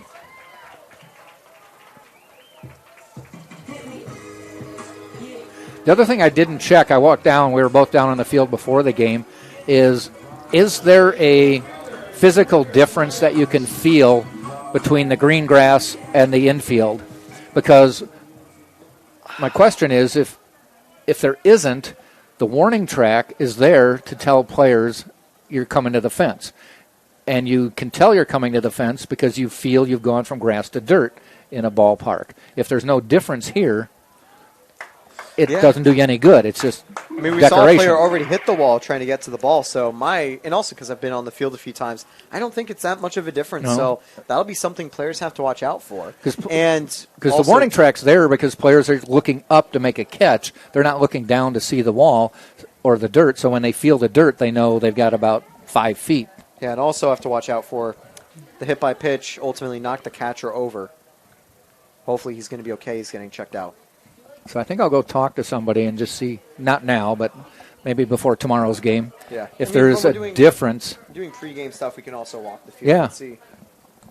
You know, is it enough that when you get out there, you would feel the difference running? Yep. That'll be the question. I think Knowles will be okay, but he got a tip of the hit by pitch that ultimately got Lyons on base. It looks like he's good to continue, which is a good sign. Little pat from the umpire. The umpire knows what he's feeling. He had that a little bit earlier. Yep. Umpires know what it's like to have somebody have a ball hit you. Yep. I think the Spartans got a pinch runner coming in. So interesting to see, but a good game there from Lyons. Jose Cadenas is coming in to pinch run. A senior from where else? Tampa, Florida. Played a lot last year. Started a lot. Just shows you how deep the roster is. Oh, for sure. The Spartans, they've got depth, and they know how to use it. They actually hit pretty well last year, too, with a 276 average and a 755 OPS, which is not bad numbers. Yeah, played in 45 games, so they played 54. And there he goes to second, and that ball gets behind. Cadenas is going to go 3, but that might have been the wrong move. Oh my gosh, it was the right move. And it's going to go out of play. Wow. Wow. You know, there's a saying. If you no longer go for a gap that exists, you're no longer a racing driver. If you no longer go for a base that exists, maybe you're not Jose Cadenas. Yes. It worked perfectly. Wow. 5-0 Spartans on 2 throwing errors. I'm just surprised. That was a pinch running change that immediately led to the run. So his pinch running debut is over in about 15 seconds, and nobody ever hit the ball. Yeah, just the first pitch. Gets the second, gets the third, and the ball's already into the dugout. So he's like, all right, guess I get to go home. Now, Joe Urso most likely sent him to second. Yes. But Joe He might have didn't send him to third. Might have been going, what? Okay, good play. Yeah. That's the one where you take credit for after the fact, yeah. But you also immediately blame the player if it goes wrong. Yes. Now the 1-1's going to be popped up. So the good times won't roll forever as that one's caught for the second out of the inning. That was very unique. Yeah. That's one of the fun things about baseball. You'll see plays like that once in a blue moon. And good job there by Cadenas. I still can't stop laughing at it. That is, wow. That's why I got to tune in. And Joe may have sent him, but I thought they had him at second. Oh, yeah. I thought that they had him was just a second as the ball slipped away. And they had him by 15 feet going to third. Yeah, they had him by a country mile by the time he was getting around third, but it went behind, so it worked. Now at the plate, Jordan Lala. And he's now heading to count 1-0. This one's going to be grounded to second, and that will end the inning. So, 1 run scores off some pretty fun base running, but that'll be it. The Spartans expand their lead to 5 as we enter the top of the 7th. Jack will be taking the main mic back right after this.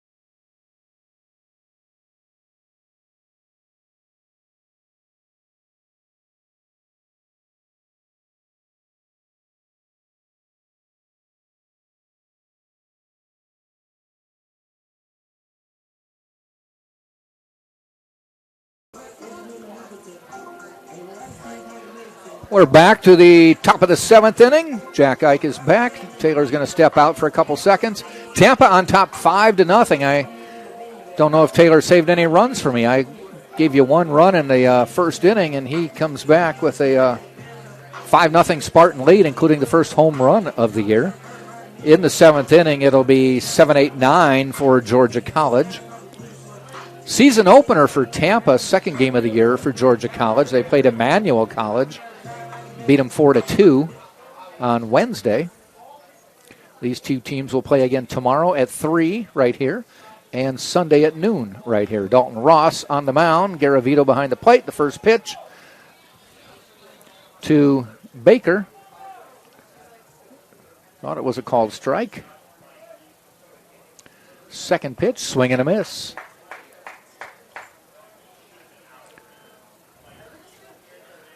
Dalton Ross in relief of Michael Paul.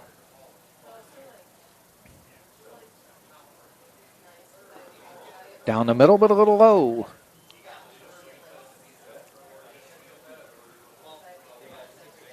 It is 2-1.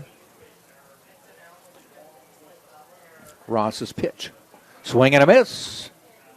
2-2.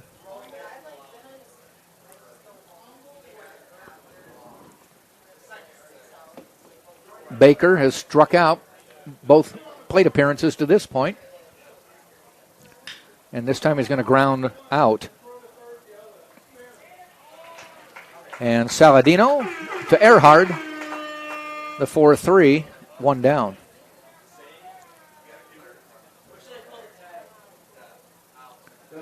Arienzo to the plate now.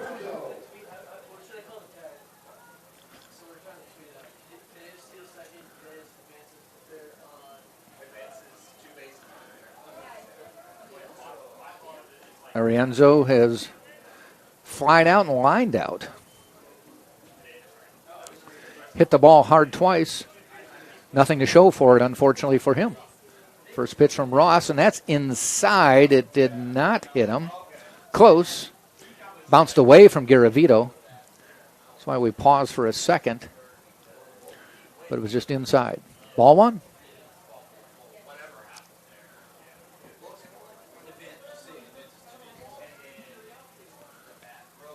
Fly ball heading out toward right center, and it's going to drop for a base hit.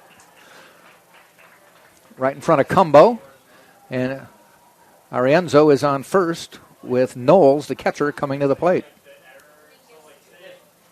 Base hit number 5 for Georgia College today.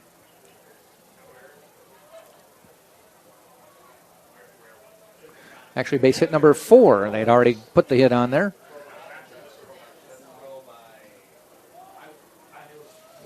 So a one-out base hit brings Knowles to the plate, who has one of those 4 hits.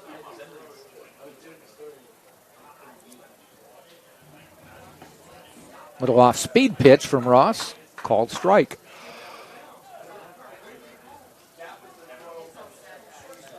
Spartans are coached by Joe Urso, Sam Militello, associate head coach. Jose Jimenez is assistant coach, recruiting coordinator. And the other bench, we've got the head coach, Nolan Belcher, his 3rd season. Assistant coach is Justin Baker. And a shout out to Mackenzie Anderson, the trainer, who helped us with pronunciations today before the game.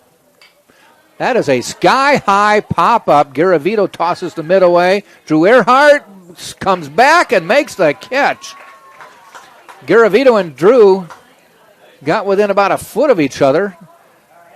One of them said, I got it. And Garavito then bailed out, so I'm assuming it was Drew. That's actually should be an easier catch for the first baseman because the ball for the catcher, you're not seeing it when it goes straight up like that. You just don't get the depth perception that a fielder will get. Drew did have to come back and get it, though I think that was more because he was worried about colliding with Garavito and then had to readjust. So 2 outs now, man on first. And the leadoff hitter Tootin at the plate. Taps that one foul. That one hit the plate and bounced foul.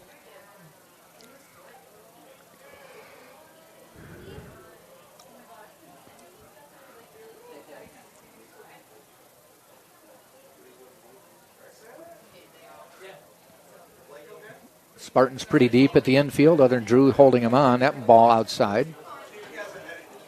1 ball, 2 strikes.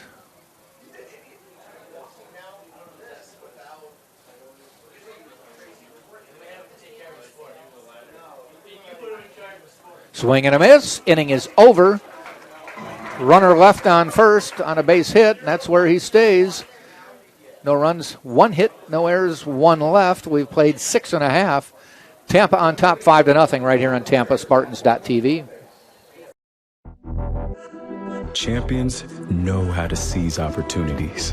When they see moments of greatness unfold right before their eyes, they push as hard as they possibly can, and then they push harder. Because the heart of a champion never settles, never quits, and never stops giving its all. We are champions. We are Division II. We go big, we give it everything we've got, and we win. On the field, on our campuses, in our communities, for our causes, in our careers. We rise to become champions in everything we do. We are Division II, and there are no limits here. We make our time count. We set our own path. We become champions on our terms. It's time to up your game because we're here to play and learn. But most importantly, we're here to discover ourselves, our vision, our heart, our drive to achieve every goal we aim for because we want to be champions at the highest level, life. At Division II, the opportunities are here. Are you ready?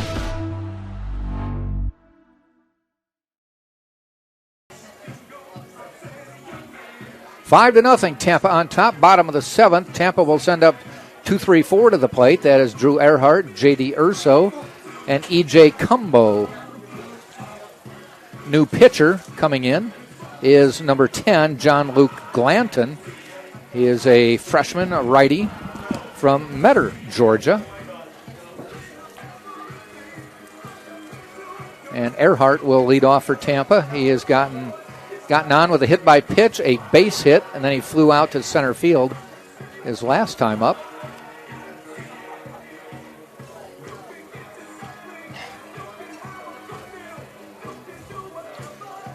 This is not your usual seventh inning stretch song here in Tampa, though it's a good song to get up and stretch to. Yeah, or for me in that case, run back and forth to the to the Pepin Field construction concession stand. Were you the only one who made that trip, or was it a few fans? Really? But okay, the only worker who I think would make that trip right now. Got myself some Gatorade, a little thirst quenching thing as Earhart starts the at bat. Glanton's pitch is a called strike to Drew.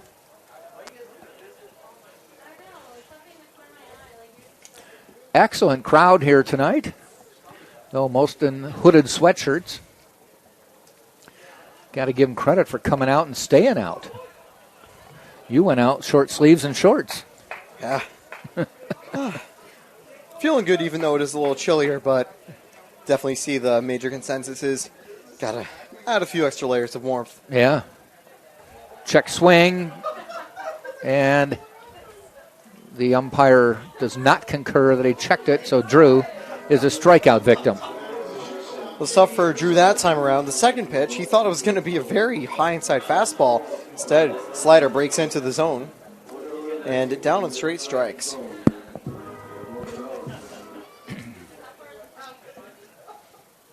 Urso 1 for 1 today, and he's back at the plate now.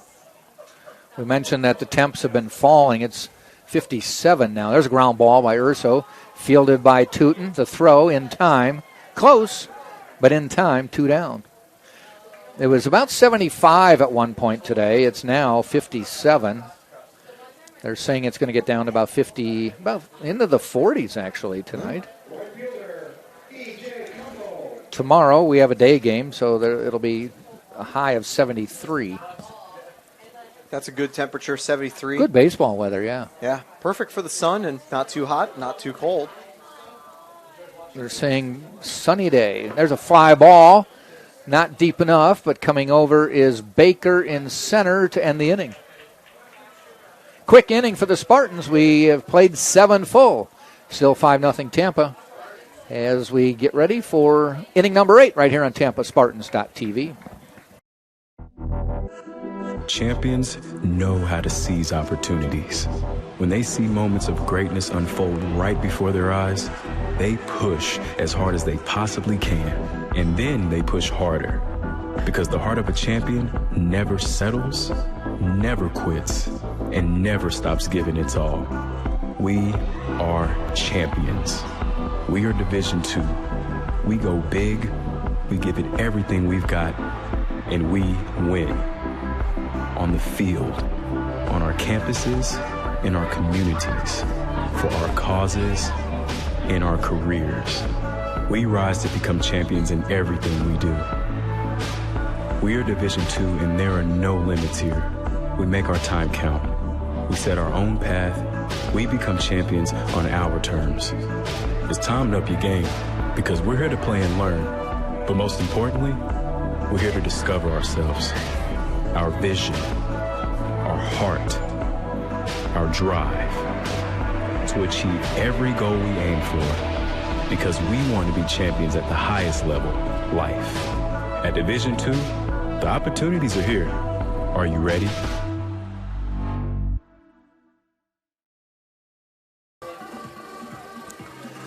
Top of the 8th we go. A new pitcher coming in for Tampa. It's Beckett White, who is a sophomore righty from Gulfport, Mississippi. Played at Chipola College, which is a junior college that turns out some pretty good athletic teams over the years. Saw a few people over in my summer league in Elmira that were from Chipola. And White, I think, is another good player from there. 25 2/3 last season with a 1.40 ERA, 26 strikeouts and 11 walks. Adds a good arm to the Spartans bullpen. That'll make his debut right here with a 5-run lead. It looks like, nope, I guess not. Take that back. Thought that was 15 behind the plate, which would not make sense. It is 14, Garavito. Yep. It's getting to that point where, and it looks like Joe Urso's made some changes because I see Jordan Lala is now in left. Cadenas has filled in at center. Lala has gone to left. That is Cadenas in center? Okay. Yep. Which probably happened when he Cadenas pinch ran for lines. Came in and which is a pinch smart ran pinch quickly. Yeah, it worked out well if you missed it. He went to second. Throw got away. Goes to third in what is should not have gone. Should to have third. been an out. Instead, it gets into the dugout, and it's a run for the Spartans.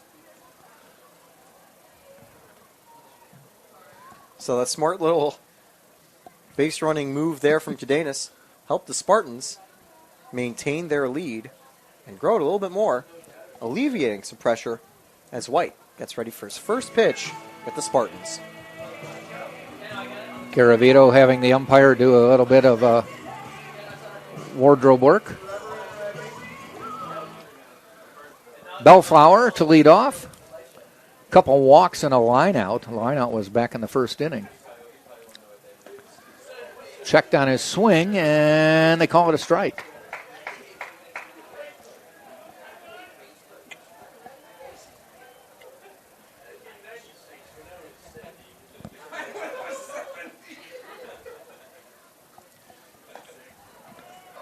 And a strike call there. Umpires for today's game. Give these guys a shout out. Samuel Birch and Brian Van Vranken. Umpires for today. Birch behind home plate. Hopefully Birch doing all right after that foul tip hit him earlier. It's been kind of deadly behind home plate. We also saw the catcher for Georgia College take a bad shot as well. 1-2 pitch from White. And he went after it, a low ball, swing and a miss. Drop third strike throw from Garavito to Earhart. And there's one down. Good stuff from White there to get him chasing on that pitch. That was very much inside. And love to see that just getting settled in with a quick strikeout. You wonder if Bellflower just made up his mind to swing or it looked good coming in and then dropped off the table. I've seen some nice movement from them, so probably a mixture of both, that he wanted to go for it knowing that he probably wants to be aggressive in a spot like this, but also because it looks like a fastball to start. Had some late break. That's the third pitch in a row he's kept down and in. Spivey at the plate. He's 0 for 3 today. Couple Ks. In the previous game, he had a sac fly, RBI. Swing and a miss there. 2 balls, 1 strike.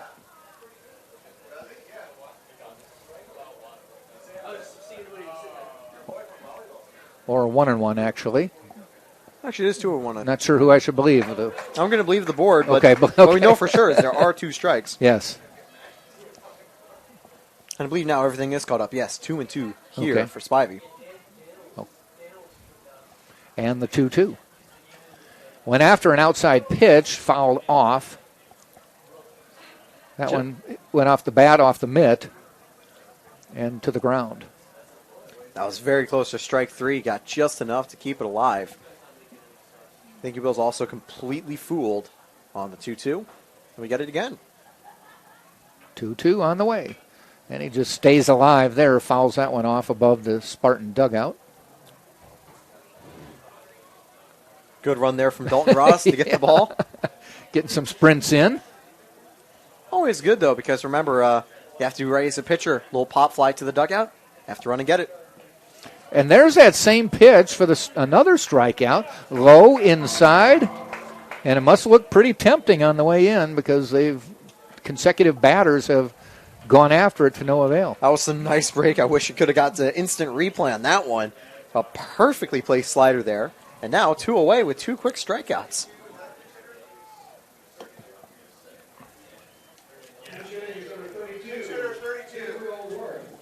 Okay, Sapp being pinch hit for. And it is Gabriel Worth coming up, a freshman from Woodstock, Georgia.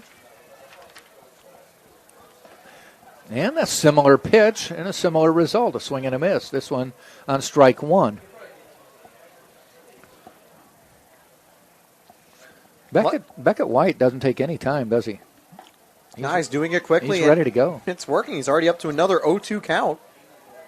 Not only quick, but he's throwing the strikes that are not being touched. I have a feeling that Coach Urso's going to love that. I think he went back. He was wasting that one probably, but he kind of went back to that pitch that has fooled the last 2 batters.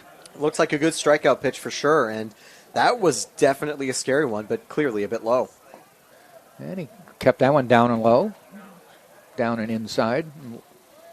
2-2 now. Can't tell if that's a little bit more of a 2-seamer or a 4-seam fastball because it has the vertical motion to drop, but not as much horizontal break either. Ball 3, so from 0-2 to 3-2. Good discipline here from the freshman at the plate. For a player like Worth, it can kind of get a little hard where you're seeing an 0-2 count. You have to feel like you have to keep alive in the at-bat. But yeah, and you're a pinch hitter. So he's sitting back and he's thinking, okay, finally got it full. And he'll get the free base. Yeah, White tried to go back to that spot. Low and inside, but bounced in front of Garavito. A walk. Looks like another pinch hitter coming up. As Weatherford is done for the day. And to replace him is Rand Besterman. Big kid, 6'3", 205 from Suwanee, Georgia. What's good is you can use these initial at-bats as an opportunity to try some new players out. You're not in a game that's extremely hard to come back from, but it's also not one where it's like you have to make use of every out. Yeah, it's You're not down by 5. You need a big inning. Let's get back into it. And especially early in the year, you can make those risks and say, hey, let's try something new here. Let's see if we can get this offense going, especially since they've only had 4 hits. This game won't cost you anything. Indeed. As the season goes along. And they lost 2 in the last time they faced Tampa in the opening series.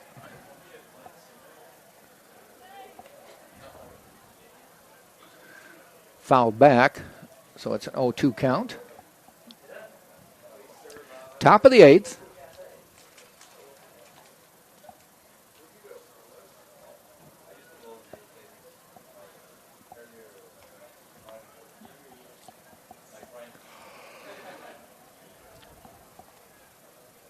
Runner goes in the dirt. Garavito blocks it, but the runner gets the stolen base.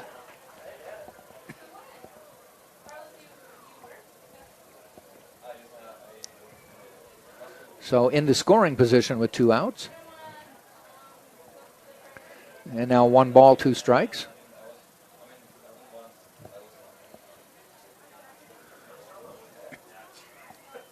And he's going to go to third. Inside, throw down. They may have him. He's safe. Wow. Anthony Nunez pleading for the call. I definitely think he got him there because Yeah. it looked like he got a good tag.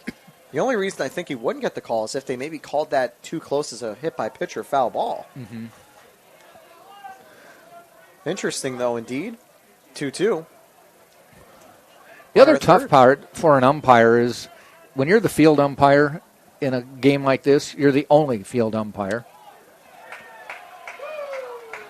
Doesn't matter. The inning's over.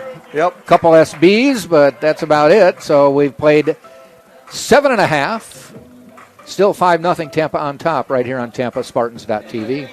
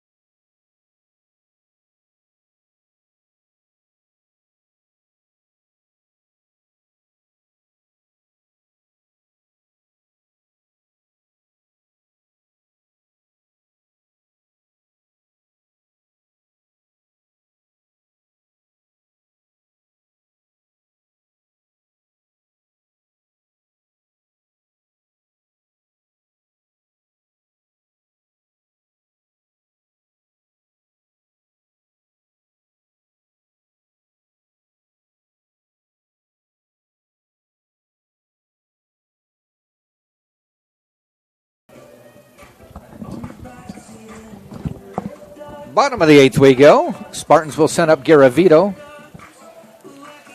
Doskow and Saladino, though I wouldn't be surprised. We might see some pinch hitters. I think after Doskow and Servino definitely, or in Saladino later on, I definitely think we'll see some pinch hitters for the regulars. Get some extra players some action. Because if this plays out, this is the last at-bat for Tampa. Yep. But I think for the newer players, you want to give them more reps. You're right, yeah. That's 3 players who... But you get back up to Lala, Earhart, and Urso. That's where you make those changes and get the younger players some opportunities. If we get to that point... That is an if, of course. Yeah. Last time out there, Glanton had a quick inning, 1, 2, 3. Yeah. First pitch to Garavito. I think it was a ball. They didn't say it. Yeah. Okay. It was just a little inside. Nice. I didn't remember him signaling. Hard to tell because it's just a really good pitch that's fooling the batters. Right. It breaks very much horizontally and vertically. Fly ball heading down the line and right. It may be foul, and it hits up on the screen.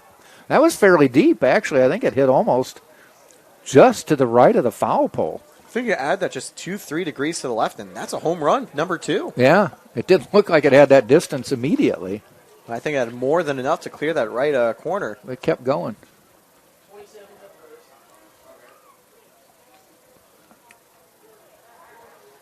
Kind of a shame because you'd missed Garavito's earlier home run. Would have been fun to see another right there. I need to see the show.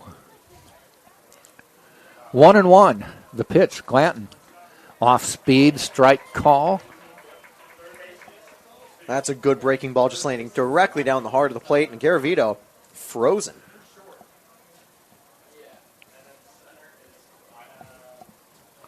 Swing and a miss. That'll end that at bat.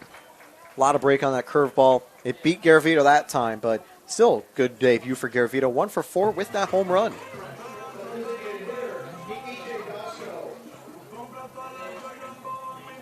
That brings up Doskow looking for his first hit as a Spartan. I hear them talking on the other side of the press box about some field changes for Georgia College, but I'll wait and see what they do here. They've got Cohen now in center field. Worth is at second base. Worth is second base. He came in as a pinch hitter. And I thought I heard him say somebody new at third, but at the moment it still says Tootin.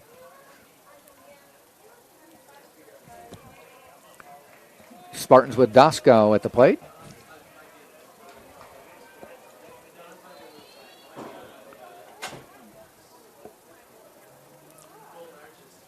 Glanton sets. Doskow waits the pitch. Just missed the outside corner. 3 balls, no strikes. That was very close. Kind of actually feel bad for Glanton. That two-seamer looked like it actually got in the zone, but just missed, and that's why we're up in the booth. And a walk. 4-pitch walk will send Saladino to the plate.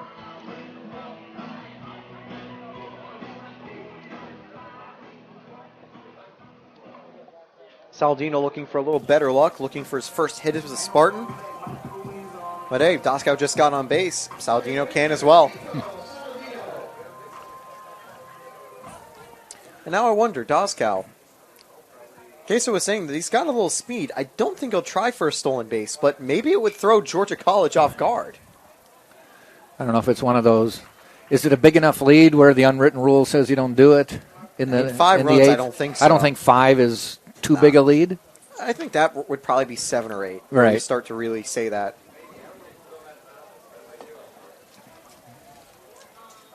Jose Cadenas on deck.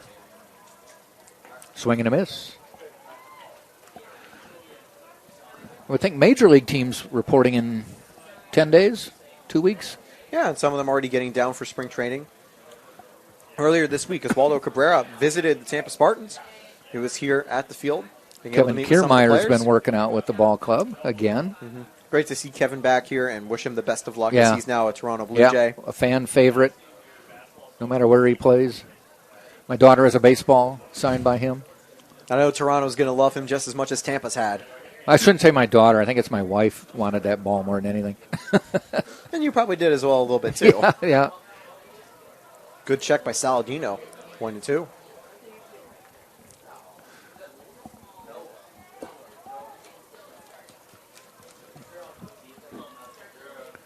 2 balls, 2 strikes. Dosco at first, Glanton with a glance. And the pitch, 2 balls and, that was 2 balls and 3 strikes. Yep. Strikeout. That's the third strike. Landed just nicely in the zone, and tough for Saladino. He's still getting used to the plate. Yeah, he didn't even offer. A day like this is one that he'll just remember and get back doing better next time. Yep. Jose Cadenas to the plate. Scored as a pinch runner his last at bat. If he gets on base, I know that Georgia College will be absolutely loving the fact that Doscow's there to get in his way. If you don't remember, he came in as a pinch runner on first. First pitch, he went to second. Looked like they had him thrown out. Ball bounced in front, got away from the second baseman. So he stuttered ahead to third, ill-advised because he would have been out, but they threw it in the dirt and it went all the way to the wall, or the fence. Ooh, that one behind fouls the dugout. off of Cadenas. And Cadenas then scored on 2 throwing errors. I can't tell if that's a play you put on top 10 or not top 10. Depends on the team you're on. Maybe in both. Yeah.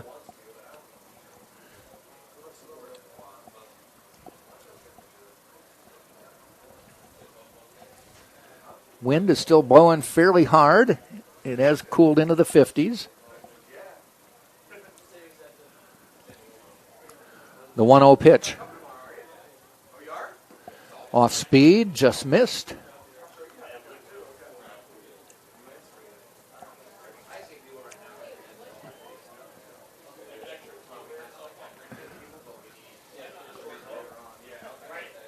I believe it should be 1-1, although the scoreboard out there says 2-0. Yeah, I think you're right. That one just missed. About the same spot. Really nice break, though, I'll say, on that pitch. Both look good. Yeah, it's 2-1 as the umpire's signaling. Or 3-1. 3-1, yeah. All right, so we're both wrong. Okay. Or, I mean, well, me and the scoreboard. And the scoreboard, yeah. 3-1, and it's a walk, ball 4. And this is the situation where Georgia College takes a deep breath and says, yes, Doscow's at second. Yep, so watch Dosco try to steal third. Yeah, that'll be the question. And the catcher might make the read to second like he did previously. Nunez coming to the plate for Tampa. Nunez had a hit back in the 5th.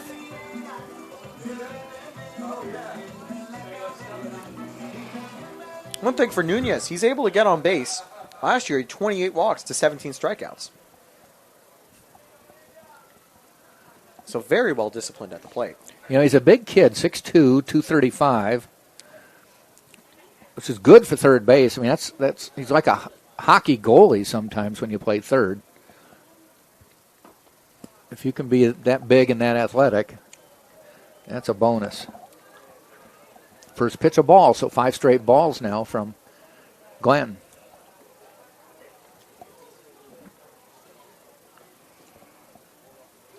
No one warming up for Georgia College. They're just going to let Glenn try to get through this inning.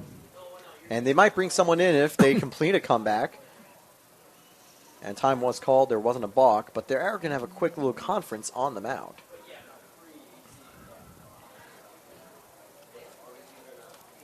And we are getting a trip to the mound. There is nobody warming up, though, so this is a call to just sort of figure out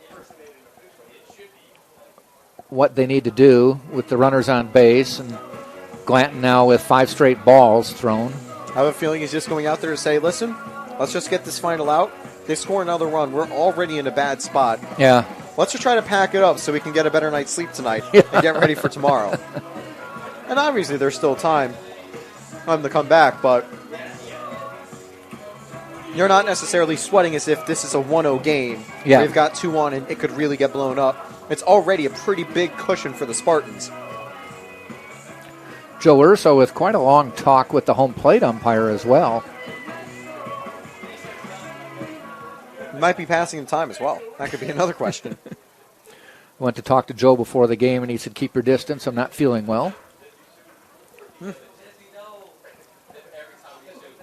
Now he's talking to some of the players, probably letting them know what he was discussing. First pitch, or second pitch, I should say, is a ball. That's 6 straight balls now from Nunez. Is he showing 3-0? He's showing 3-0, 7 straight balls. Yeah, I would have I would have guessed there was only 2 pitches in the at-bat, but There's a strike. there was 3, and now 4 makes it 3-1. Okay. Umpire wins. 3-1. Glanton into the stretch. Glant's back at second, and the pitch. Strike 2. We are full now, so he's battled back from a 3-0 count to a full count. Nunez was ready for ball 4, but that was nicely in the zone. Yeah. A little break to get back down this middle. Runners will go with 2 outs. There's the pitch. There they go. Ground ball towards second. Takes a nice hop, and the throw out is in time. Worth to Spivey to end the inning. That's a couple plays now. I've seen that ball, and I'm waiting for maybe a wicked hop, but you're just not going to get it with this new field. Tampa doesn't score. 5-0. We head to the 9th right here on TampaSpartans.tv. Champions know how to seize opportunities. When they see moments of greatness unfold right before their eyes, they push as hard as they possibly can, and then they push harder. Because the heart of a champion never settles, never quits, and never stops giving its all. We are champions. We are Division II. We go big, we give it everything we've got, and we win. On the field, on our campuses, in our communities, for our causes, in our careers. We rise to become champions in everything we do. We are Division II, and there are no limits here. We make our time count. We set our own path. We become champions on our terms. It's time to up your game, because we're here to play and learn. But most importantly, we're here to discover ourselves, our vision, our heart, our drive, to achieve every goal we aim for, because we want to be champions at the highest level, life. At Division II, the opportunities are here. Are you ready?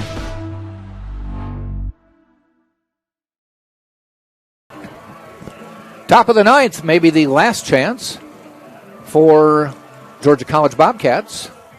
Well, it is the last chance, unless they do something. As I called in Elmira, last chance saloon. The gunslingers entering the bar. One more shot here on the battlefield of the Old How West. was Elmira as a town? Oh, it was great. It was a nice, what is small. it, 50, 60,000 or so? I think a little smaller than that. A little smaller? But one thing I really liked about it as well, terrain, the mountains on the countryside. That's one thing you really miss, I think, when you're down here in Florida. Oh, it's flat as a pool table. Flat, yeah.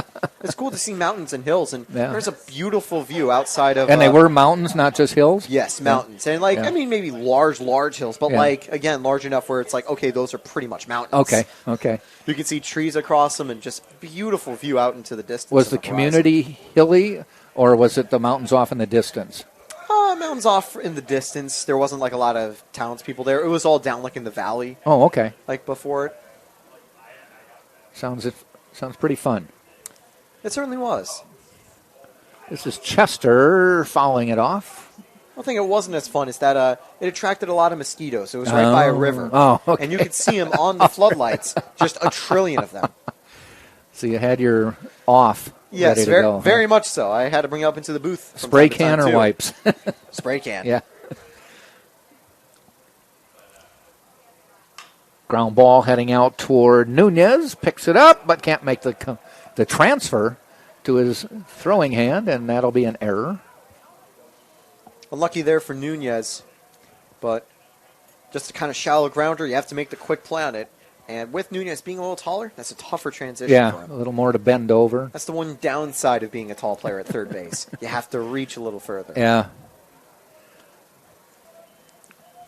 This is a pinch hitter for Baker. You could tell he's big. Number 29 is Evan. No, he's been in the game. He's just getting his first at bat. Evan Cohen came in as a center fielder last inning. Saying 6'2", 180. Looks taller than that. Fouled off. Can't be Cohen. 29. Am I reading that right? Maybe. It says Evan Cohen. Yeah. Am I not reading the jersey correctly? Who knows? And strike 2 taken. No, it looks like 29. 29, okay. Unless it's... But they have him batting 5th. Yeah. And they have Cohen's already batted. Something interesting with the order, they may have flip-flopped the order, and it's his first at-bat. Yeah. And we just didn't get the official flip-flopping. But hard to keep up to date with everything. Well, I have to say it was hard to do so in Elmira because... You're on your own, huh? Yeah, very much on my own. So thankfully, we've got at least the tablets to give us some semblance of guidance. Did you have to keep your own book? Yes, I had to keep the own scores. Ground ball, Nunez goes to second, gets one. The relay not going to be in time, but they get the lead runner for the first out. Great recovery there by Nunez. It can always be tough when you commit an error to have that lingering in your head, but he's able to calmly make a nice backhanded grab, quick fire to second to get the lead runner.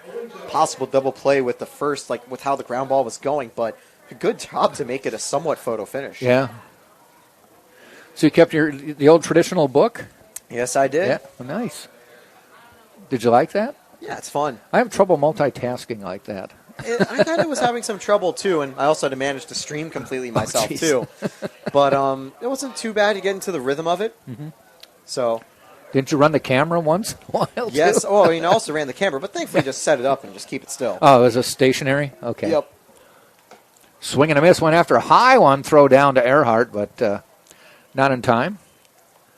Good reaction there by Cohen back. Garavito, seeing the opening at first, and actually I think did catch the runner off guard, but just enough time for Baker to get back. Sorry, not Baker. Cohen to get back safely. I got confused by the tablet. Yeah. This is Arienzo's fourth at bat today. Has a base hit his last time up.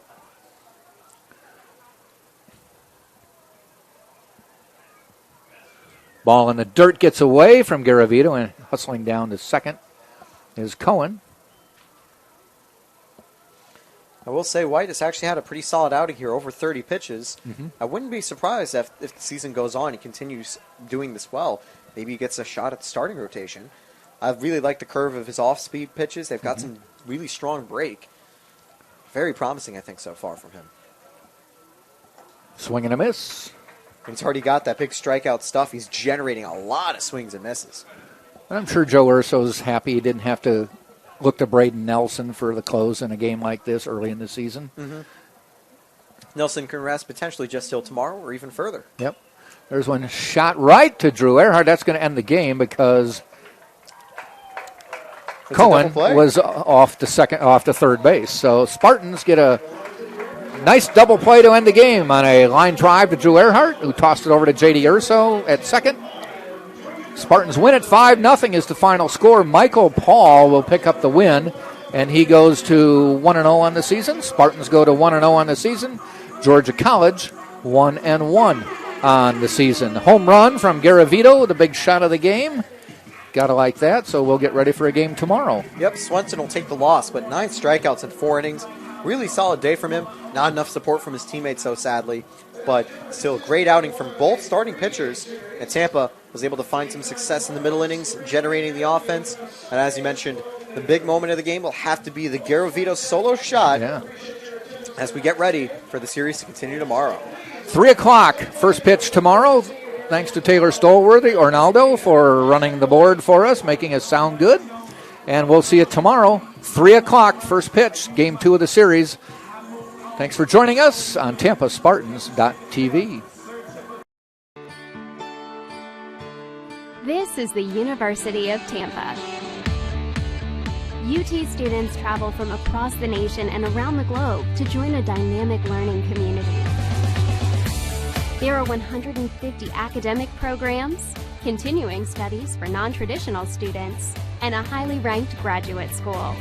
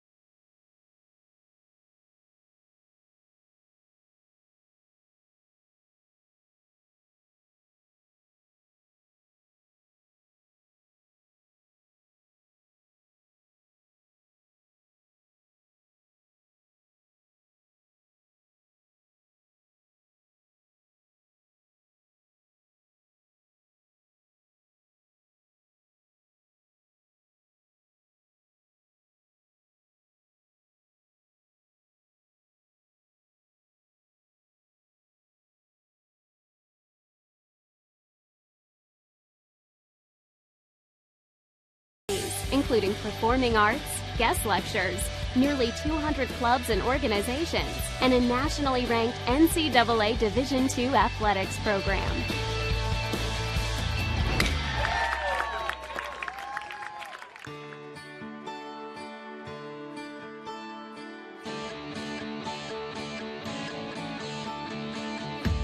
The UT experience begins with an innovative first-year program and continues with opportunities to challenge yourself in the honors program, to study abroad, to conduct research with faculty, to do an internship, to volunteer in the community, or to participate in multiple leadership programs.